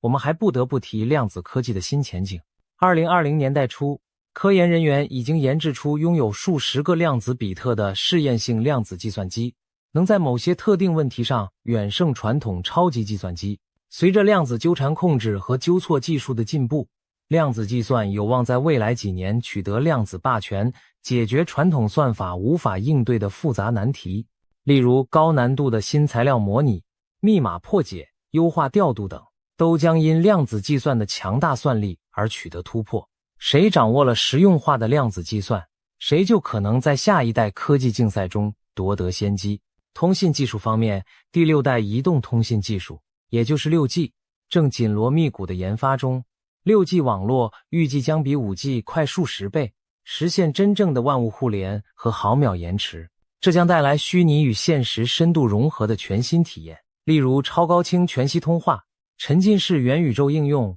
无处不在的自动驾驶协同，都有赖于 6G 的高速率和低延迟。一旦 6G 在2020年代末开始部署，整个社会的连接形态将再度跃升一个档次，人们的工作、娱乐和社交模式都会被重塑。在生物医学领域，基因工程和再生医学的进展同样振奋人心。自从人类基因组计划完成、基因编辑工具 CRISPR 问世以来，我们正逐步解开生命的密码。科学家已经能够修改致病基因，研发个性化的基因疗法。一些曾经无解的遗传病，如血友病、肌萎缩症等，如今透过基因编辑技术找到了治愈希望。再生医学方面，利用干细胞培育器官组织的技术日渐成熟，用人造器官来替换病变组织不再只是科幻桥段。这意味着人类寿命有望进一步延长，生命质量大大提高。试想，癌症不再是不治之症，老年痴呆可以被预防甚至逆转，那将是多么不同的社会。许多老龄化国家的困境将迎刃而解，人们在更长的寿命中依然保持健康活力。当然，新技术带来伦理挑战，但整体而言，生命科学的突破将让我们对生命的定义产生前所未有的理解，进而改变社会结构。再把眼光投向遥远的天空，2020年代也是人类重返太空的时代。美国的阿提米斯计划已经在2025年前后尝试将太空人送回月球。这次的目标不仅是插旗留影，而是建立月面长期基地。火星探测方面，多国正在为载人登火星做技术准备。如果一切顺利，2030年代初，我们就有望见证人类踏上火星的壮举。虽然载人火星之旅未必正好发生在2026年，但本世纪20年代中后期无疑是太空事业重要的蓄势期。商业航天的快速发展让载人太空旅行不再是超级大国的专利，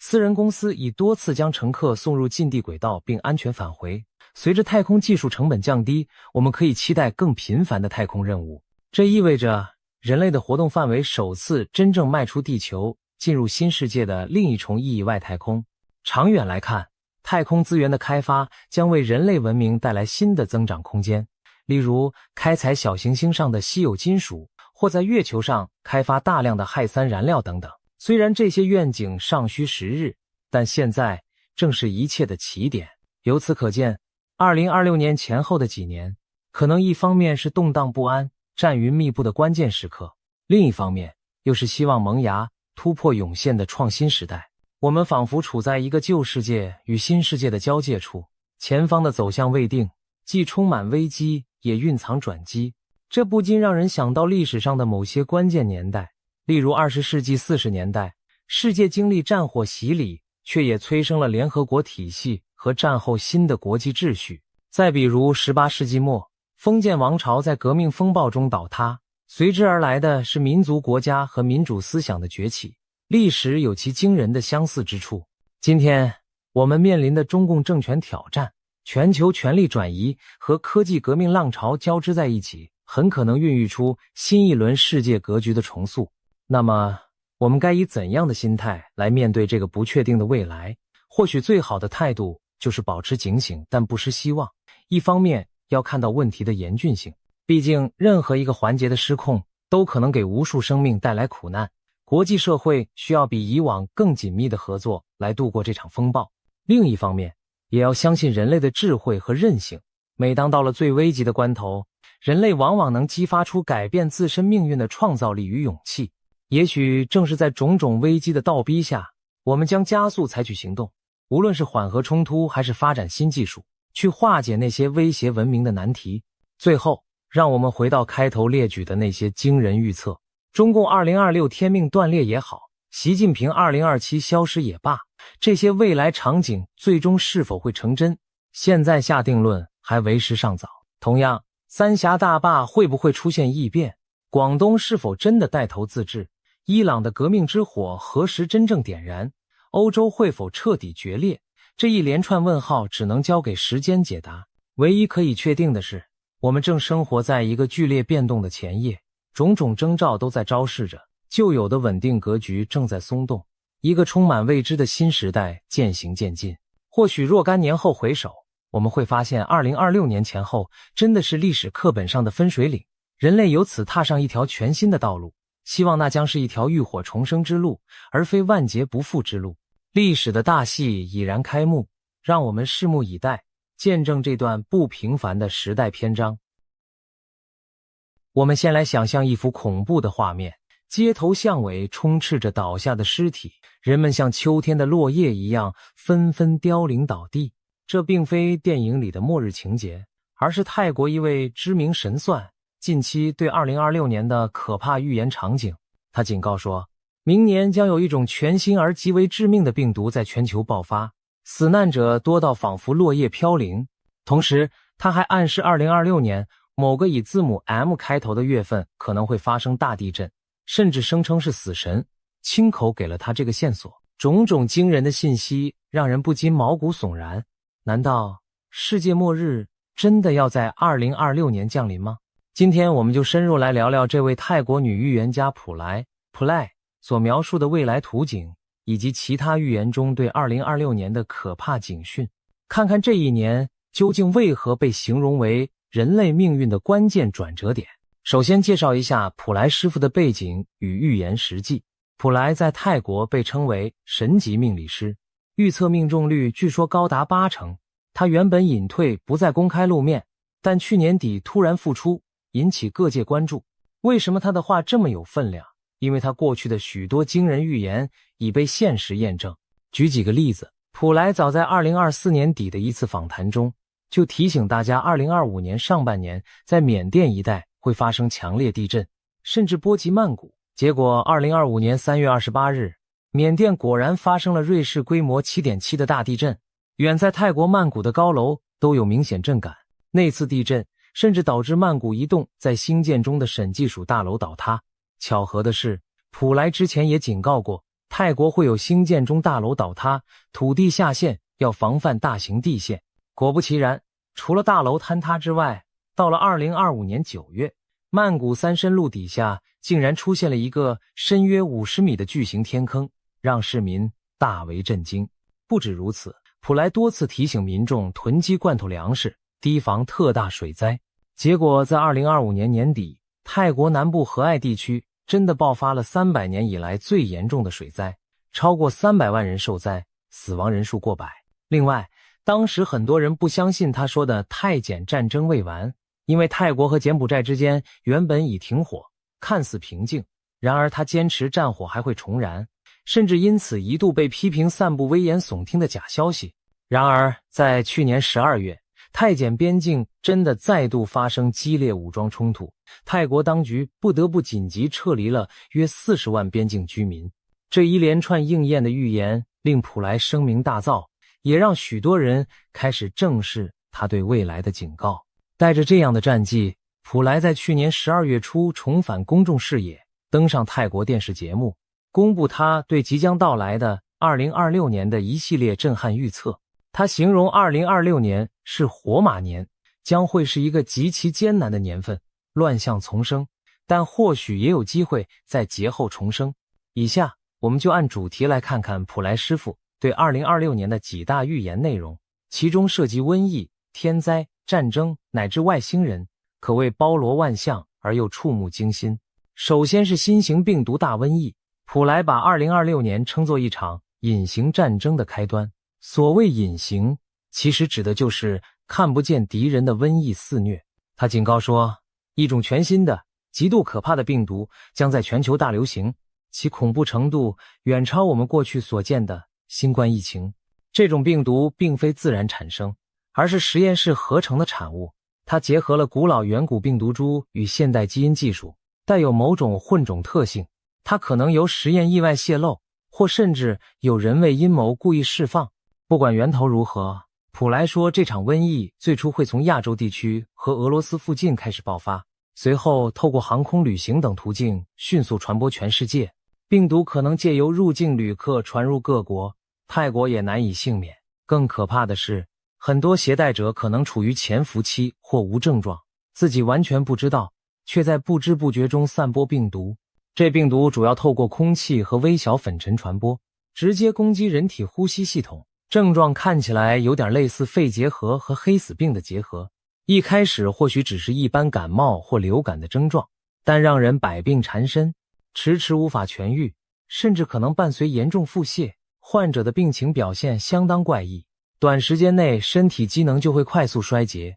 医生几乎束手无策，致死率极高。普莱形容说，这场疫情不一定需要全民长期居家隔离，或许传播速度未必像新冠那样迅猛全面，但在局部地区会出现极为骇人的景象，死人如花朵凋零，枯叶掉落般成群倒下，也就是开头所描绘的人们大批突然病亡的场面，让人生畏。届时某些城市可能真出现街上随处是倒闭之人的凄惨情景。更离奇的是，普莱提到在瘟疫流行期间，肉类食物可能会带有病毒而无法食用，也许病毒能够感染动物或透过肉类传播，所以届时人们被迫回归自然，改以蔬菜水果为主要食物来源，不敢再吃肉。大家仿佛回到了古代狩猎之前的农耕饮食时代。想象一下，那时候人们谈虎色变，连餐桌上的肉都不敢碰，只能啃菜叶为生。这种景象何其荒诞又凄凉。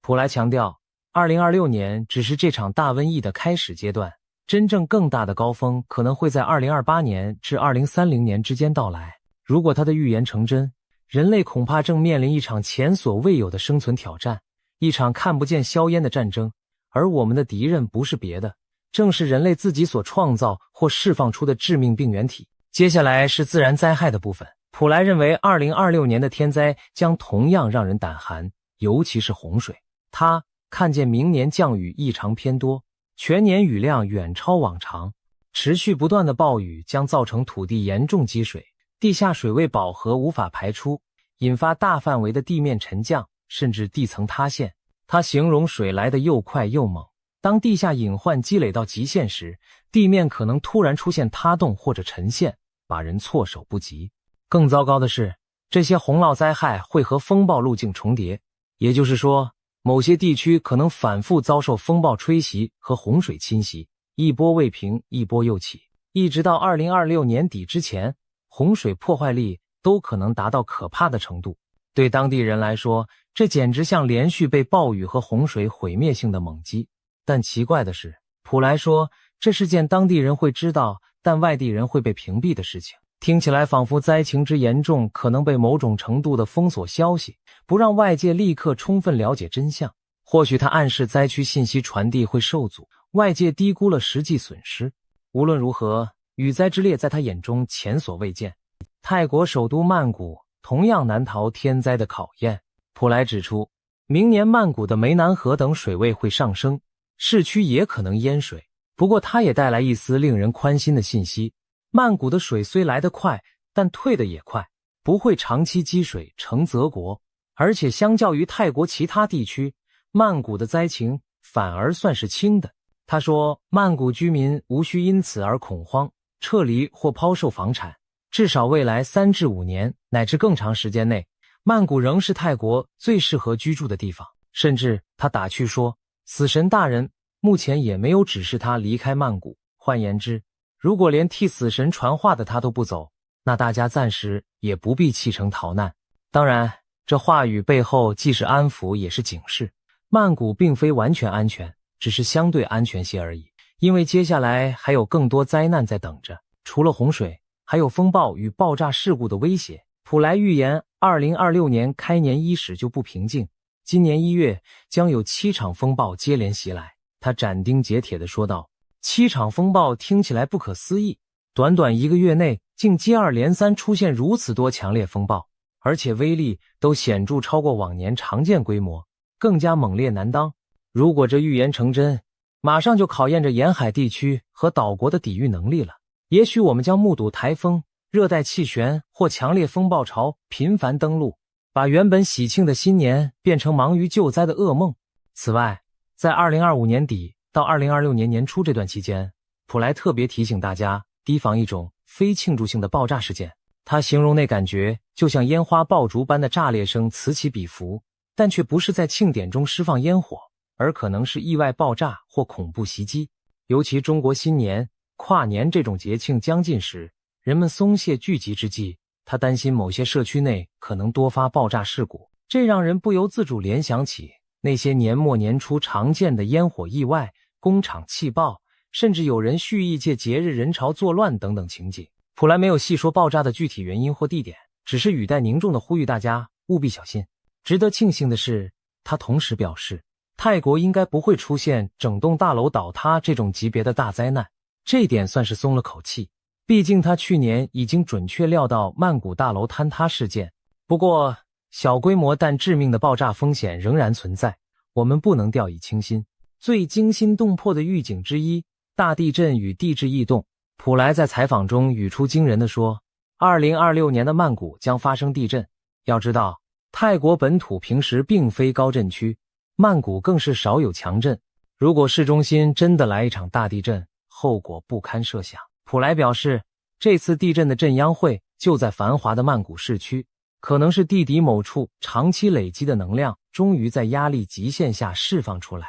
至于地震的严重程度，他坦言无法确定，但直觉非常可怕。主持人当场追问他能否给出具体日期或时间，普莱沉吟了一下，透露说这是死神大人给他的提示，提示只有2个字母 M 月。所谓 M 月是指在泰语中以字母 M 开头的月份，泰文里1月、3月、4月的月份名都以字母 M 起首，因此这3个月被他列为地震高风险期。也就是说，明年的正月、新历3月或4月，曼谷发生强震的几率特别高。然而，普莱话锋一转，又补充了一个神秘的线索，他看见在未来5到6个月内，地面会有某种物质冒出的奇异现象，推算大概会在2026年5月左右出现。他暗示到，大家需要特别警惕5月之后的那段 M 月期间。这听上去仿佛明示着，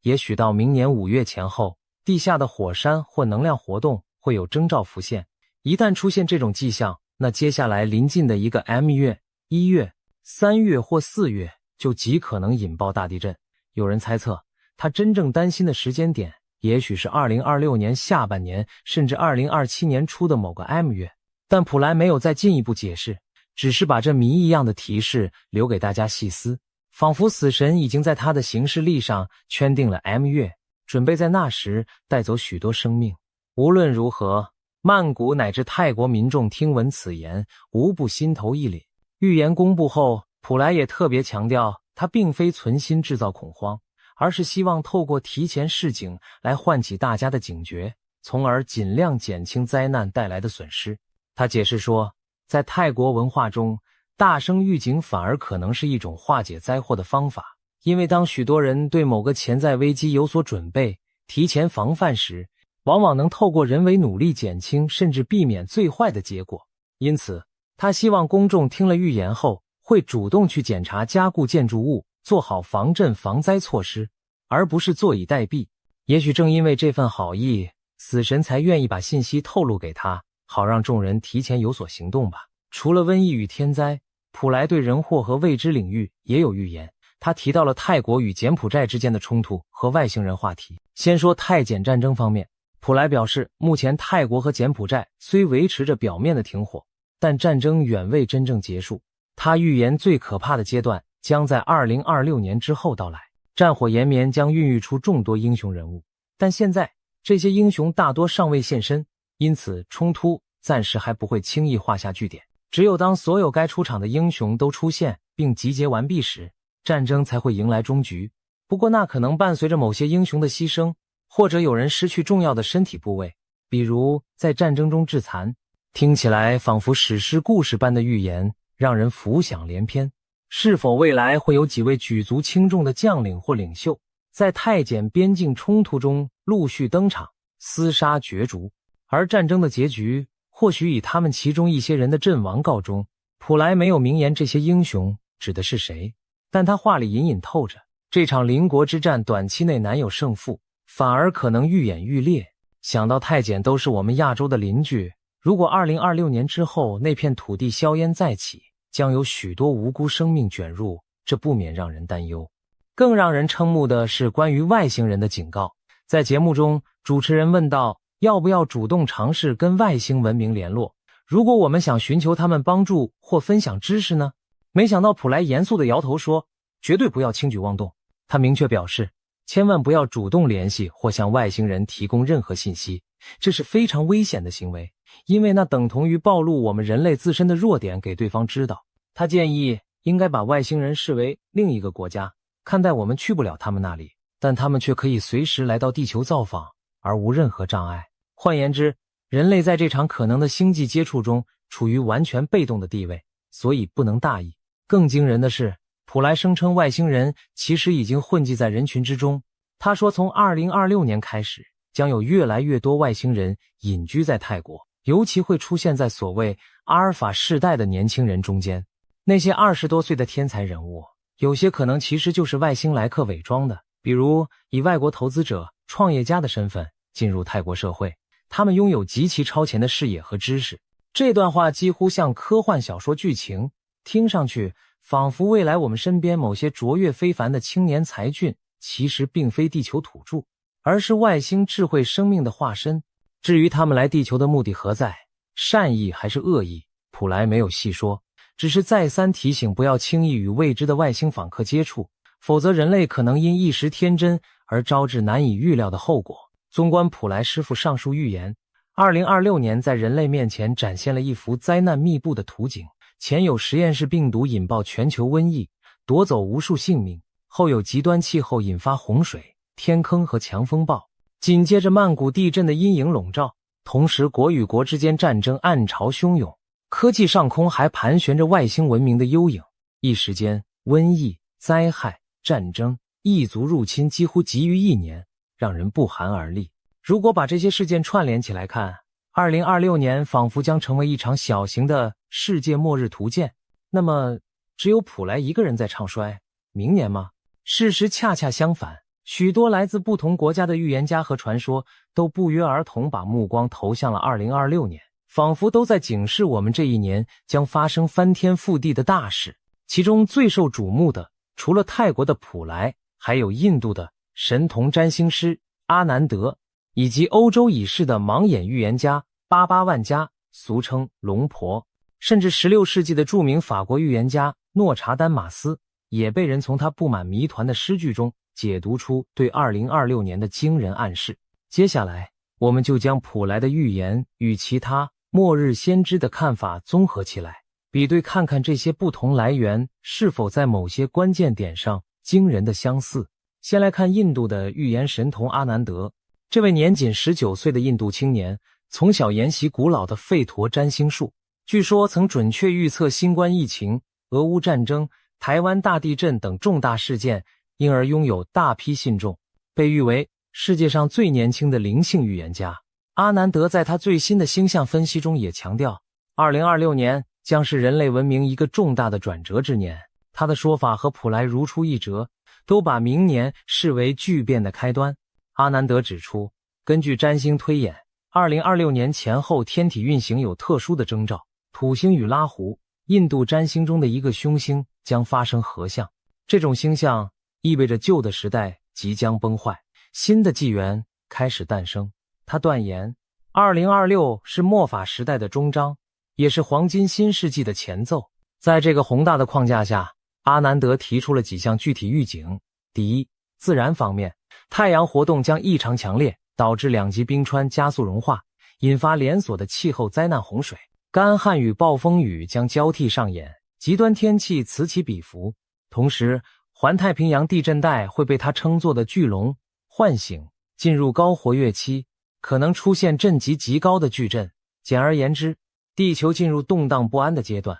大地震、火山爆发等巨变频发。他甚至提到天空或将出现奇异天象，例如血红色的天空或者超大的冰雹等，象征地球能量的极度失衡。阿南德警告说，这一系列天灾并非无缘无故降临，而是地母的怒火，是人类长期贪婪破坏环境所触发的报复。第二，科技与社会方面，阿南德提出 AI 反噬人类的可能性。他认为2026年人工智慧的发展将暴露出灵性的空洞。如果人类过度依赖 AI 智能体，可能会反过来制约人类，甚至造成严重的社会危机，成为新时代最大的挑战之一。想象一下，如果某天银行、电力、交通、军事等关键系统都由失控的人工智慧掌管，我们的日常生活将多么脆弱。这听起来和科幻电影《魔鬼终结者》里天网叛乱的情节颇为相似，但如今越来越多现实迹象表明，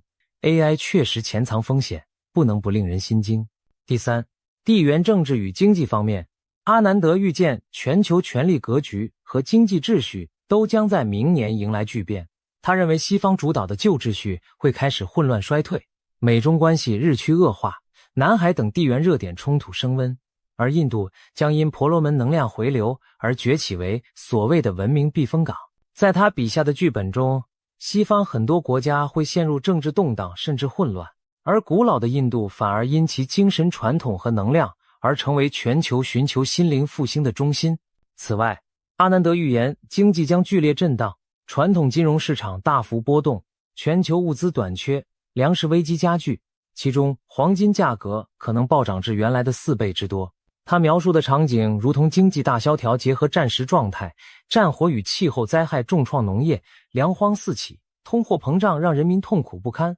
唯有黄金等实体资产才能保值。阿南德对亚洲地区，特别是东亚与台湾也发出了警讯。他说，东亚一带有龙脉苏醒，意味着从台湾开始，整个东亚在2026年前后可能经历地震与水患等能量大量释放的时期。他提醒居于此地的人们务必保持内心的平静与警惕，做好防灾准备。值得注意的是，他提到灾劫也是灵性觉醒的契机，经历磨难将促使人们反思并回归自然，修复自我内心，并迎接他所说的恒河之灯照耀的新纪元。这意思是，虽然灾难深重，但人类或可借此契机提升精神境界，从而在废墟上建立新的更和谐的文明。可以看到，印度神童阿南德对2026年的描述和泰国普莱的预言在多个方面不谋而合。他们都提到了极端天灾、地震、洪水、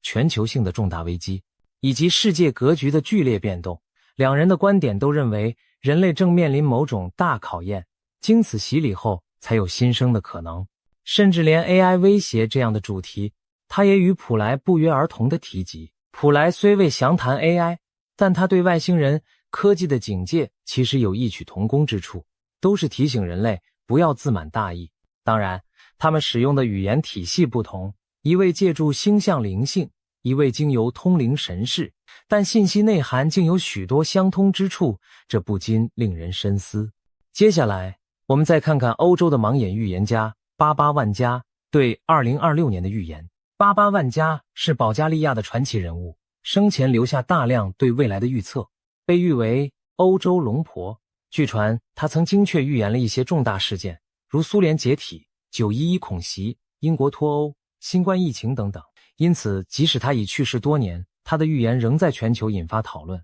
最近，英国媒体披露了万家奶奶对2026年的几项惊世预言，内容之劲爆堪称末日电影剧本。万家警告说，2026年将成为人类命运的关键转捩点。他提到了4大方面：毁灭性天灾、人工智慧失控、世界大战爆发以及外星人现身，每一项都足以让人脊背发凉。首先，万家预言史上最毁灭性的自然灾害将于2026年来袭。他看到气候彻底失控，环太平洋火环带与欧亚大陆板块会同时变得异常活跃，大规模的地震、海啸和火山爆发将接连摧毁世界各地的土地。龙婆甚至给出了一个惊人的数据，全球有 7% 到 8% 的陆地面积将被地震和火山吞噬。要知道 7%、8% 陆地是个极其庞大的范围，相当于整个东南亚或欧洲西部地区灰飞烟灭那样的尺度。这意味着沿海城市和岛国将首当其冲，许多地方可能整片沉入海中，数以亿计的人流离失所，无家可归。万家说，这是人类长期破坏大自然所招致的终极报应。他呼吁各国立刻大幅减少碳排放，爱护环境，否则最终无人可以幸免。万家对环境灾变的预言和普莱、阿南德的说法形成了几乎同步的警讯。大地震、极端气候在明年都会迎来高潮，真可谓是地球在震怒。其次，万家指出人工智慧可能会在2026年彻底叛变。他的说法更具体直接，2026年 AI 将达成起点，开始自我进化，超越人类智慧，继而企图掌控人类。他警告说，失控的 AI 将会接管金融、军事、交通等各种关键系统，甚至 AI 可能要决定人类的生死存亡。届时，由于自动化和 AI 统治，人类将面临大规模失业潮，被监控支配的社会阴影笼罩，而机器人战争一触即发。如果人类现在不对 AI 制定全球性的伦理规范与控制措施，那么到了2026年，我们恐怕会亲眼见证科技反噬人类的恐怖场景。龙婆的这番预言和前面阿南德提到的 AI 危机如同照应。他说 AI 现灵性空洞会反制人类，万家则直截了当描绘了 AI 叛变奴役人类的图景。看来无论东西方，占星家和灵媒都对人工智慧的快速发展充满隐忧，不得不令人重新审视我们与科技的关系。第三，万家预言，第3次世界大战将在2026年爆发，这无疑是最惊心的一条消息。他明确地预见战火将从东欧燃起，继而蔓延到中东与亚太地区。他甚至描述了战争结果，由俄罗斯领导的东方阵营将击败西方阵营，普丁将被世人称为世界之主，而欧洲多国将沦为焦土废墟。核武战争的阴影将笼罩全球，数亿人将逃难流离。万家感叹，这场战争的根源在于人类的贪婪和权力欲，唯有各方放下对立，停止争夺，人类才有生路可言。不得不说，万家的战争预言与当今局势隐约有呼应之处。目前俄乌冲突余波未平，中东局势动荡不定，台海和南海也是潜在火药桶。如果这些火线在明年连成一片，真的可能引发一场全球范围的大战。万家点名东方，以俄为首，将胜西方，这与一些预言中东方崛起、西方衰落的论调不谋而合。当然，这种情景一旦成真，那对整个世界而言也近乎毁灭性的打击。毕竟无论哪方胜利，核战阴云和满目疮痍的废墟都是人类共同的噩梦。最后，万家还留下一则最令人瞠目结舌的预言。2026年11月，外星文明将乘坐巨型太空船正式降临地球。他说到时候，全人类都能用肉眼看到一艘庞然大物从天而降，进入地球大气层。这将是外星文明首次以如此直接、高调的方式与地球接触。消息一出，有人把它解读为人类的救赎，也有人视作外星入侵的开端。对此，龙婆的态度相对乐观一些。他表示，他们到来不是为了征服，而是为了提醒我们宇宙之广大，并非只有人类。这句话意味深长，似乎在暗示外星智慧，想让我们知道我们并不孤单，也许希望我们放下狂妄，正是宇宙中更高等的存在。不过，不管本意如何，如此公开的外星访客现身，肯定会引发全球恐慌与震撼吧。普莱劝诫不要主动联络外星人，而万家则说他们届时会主动降临，我们静观其变即可。两人的观点虽有细微差异，但都说明2026年的确是连外星人都登上舞台的一年。一旦真有巨型飞船出现在天空，那将是人类历史上一个无法忘却的时刻。值得注意的是，尽管万家的预言描绘了灾难深重的未来，他还特别强调2026年并非世界末日，而是人类必须彻底觉醒的一年。换句话说，他并不认为明年就是人类完全灭亡的终点，相反，它更像是决定命运走向的一个转折关口。如果人类能在各种极端挑战中汲取教训，深刻反省，也许还有机会避免真正的毁灭末日。这点和印度神童阿南德所说的非常相似，他称2026只是末法末节之期，之后将有新纪元可能诞生。同样，普莱在预言灾难的同时，目的也是为了让人们提前预防，自救自强，而不是坐等末日降临。综合泰国、印度、欧洲三方的预言，再辅以经典预言家的解读，我们可以发现很多关键信息惊人的相符。瘟疫、天灾、战争、AI 危机、外星接触，2026年在不同先知眼中都汇聚了这些元素，仿佛全世界的预言脉络在这一年汇成同一条洪流，奔向不知是毁灭还是重生的未来。就连以隐晦难懂著称的诺查丹马斯，其爱好者们也声称在他留下的4行诗中找到了对2026年的暗示。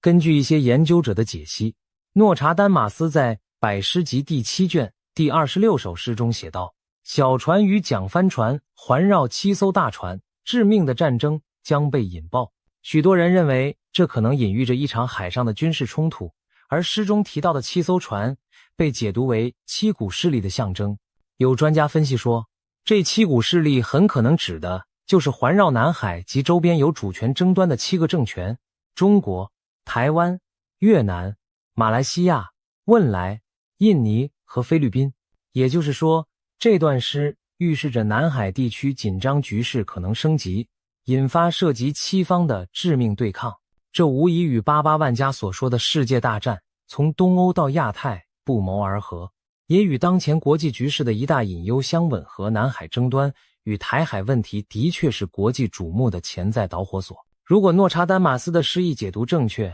那么2026年前后，台湾及南海恐怕真要小心卷入一场致命的多方角力。除了这则海战隐喻，诺查丹马斯还有其他关于东西方冲突的诗句也被拿来对号入座。比如他提到，当火星主宰星辰之路，人血将洒满圣殿，3团火焰自东方升起，西方在寂静中失去光明。这段充满诗意的语句被广泛解读为亚洲势力的崛起与东西方文明冲突的加剧。3团东方火焰，有人说象征东方大国兴起或3条东方战线，西方失去光明则暗指西方世界陷入黑暗衰败。甚至诗里提到一个神秘的蜜蜂群，有现代军事爱好者将其比喻为蜂拥而至的无人机集群作战，暗示未来战争形态的改变。这不禁让人想到前面普莱和万家都谈及 AI 科技在战争中的影响，可见就连距今400多年前的预言诗人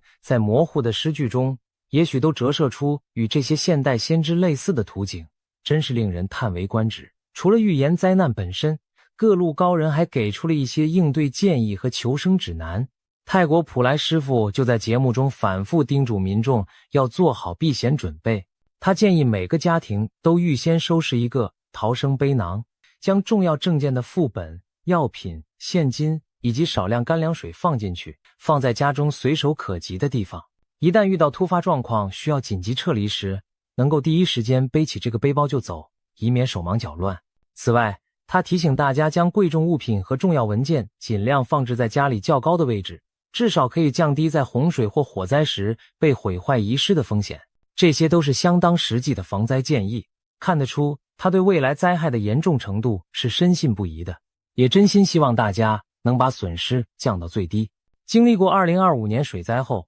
许多泰国人也开始认真对待这些叮嘱，学着储备粮食和必需品。普莱还特别在财富方面提醒说，土地、房地产等投资已不再稳妥，最好的保值资产是黄金。他建议有能力的人现在就开始购买实体黄金，一点一点的储备，不要等到危机来临再临时抢购，因为当大灾大难发生时，黄金可能是唯一通用且保值的交易媒介。这些建议听起来几乎像是在为末日做准备，但结合他预言的那些灾难场景，倒也合情合理。至少手中有粮，心中不慌，未雨绸缪总比宁可绝井好。面对种种末日般的预言，我们也不禁要问，这究竟会是真实发生的未来，还是预言家们给世人的一记警钟？人类历史上关于世界末日的预言层出不穷，很多最终都被证明是虚惊一场，比如玛雅历法引发的2012年世界末日传说，还有诺查丹马斯被人解读的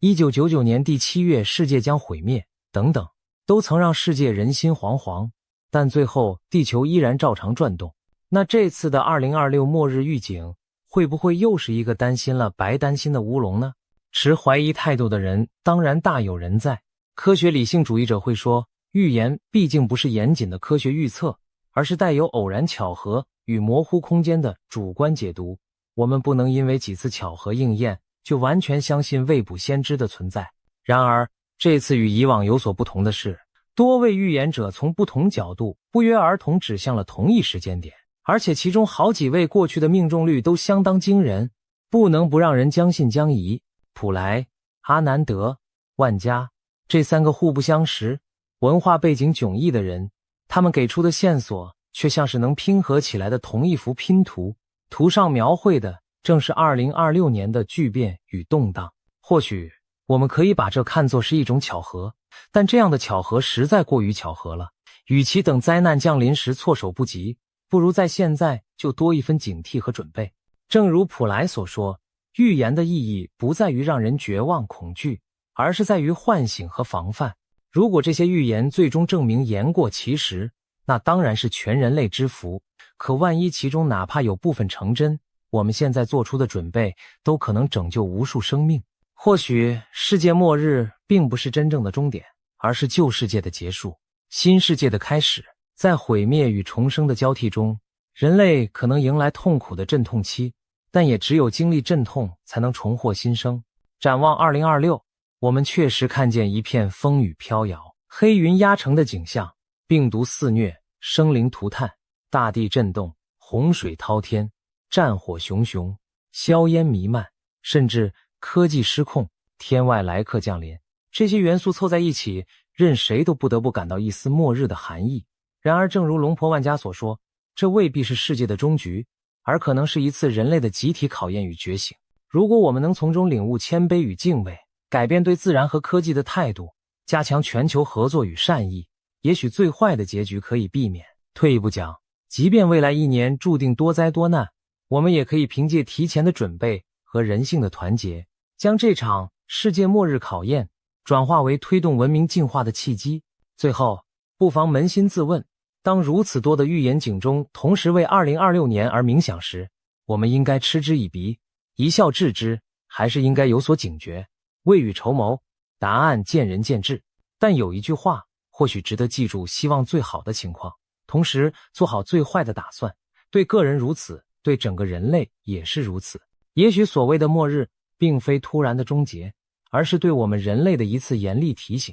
提醒我们反思自己的所作所为，为自己的未来负责。当前的天空乌云密布，预言中的暴风雨近在眉睫，我们当然期待这只是虚惊一场，但也不能否认乌云背后可能真的响起雷鸣。2026年即将到来，它会按照预言走向毁灭还是柳暗花明，端看人类如何抉择。正所谓行到山前必有路，唯有人心的觉醒和努力，才能为我们寻找出路。让我们怀着戒慎恐惧之心，迎接这充满未知的一年，既不绝望地认为末日注定无可改变，也不盲目乐观地当作什么都不会发生。谨慎准备，静观其变，也许我们终将度过这场劫难，看到黎明后新的晨曦。希望在风暴过后，人类能以更智慧和谦卑的姿态，迎来属于我们的浴火重生。世界末日是否真的要来临？让时间和行动去证明答案吧。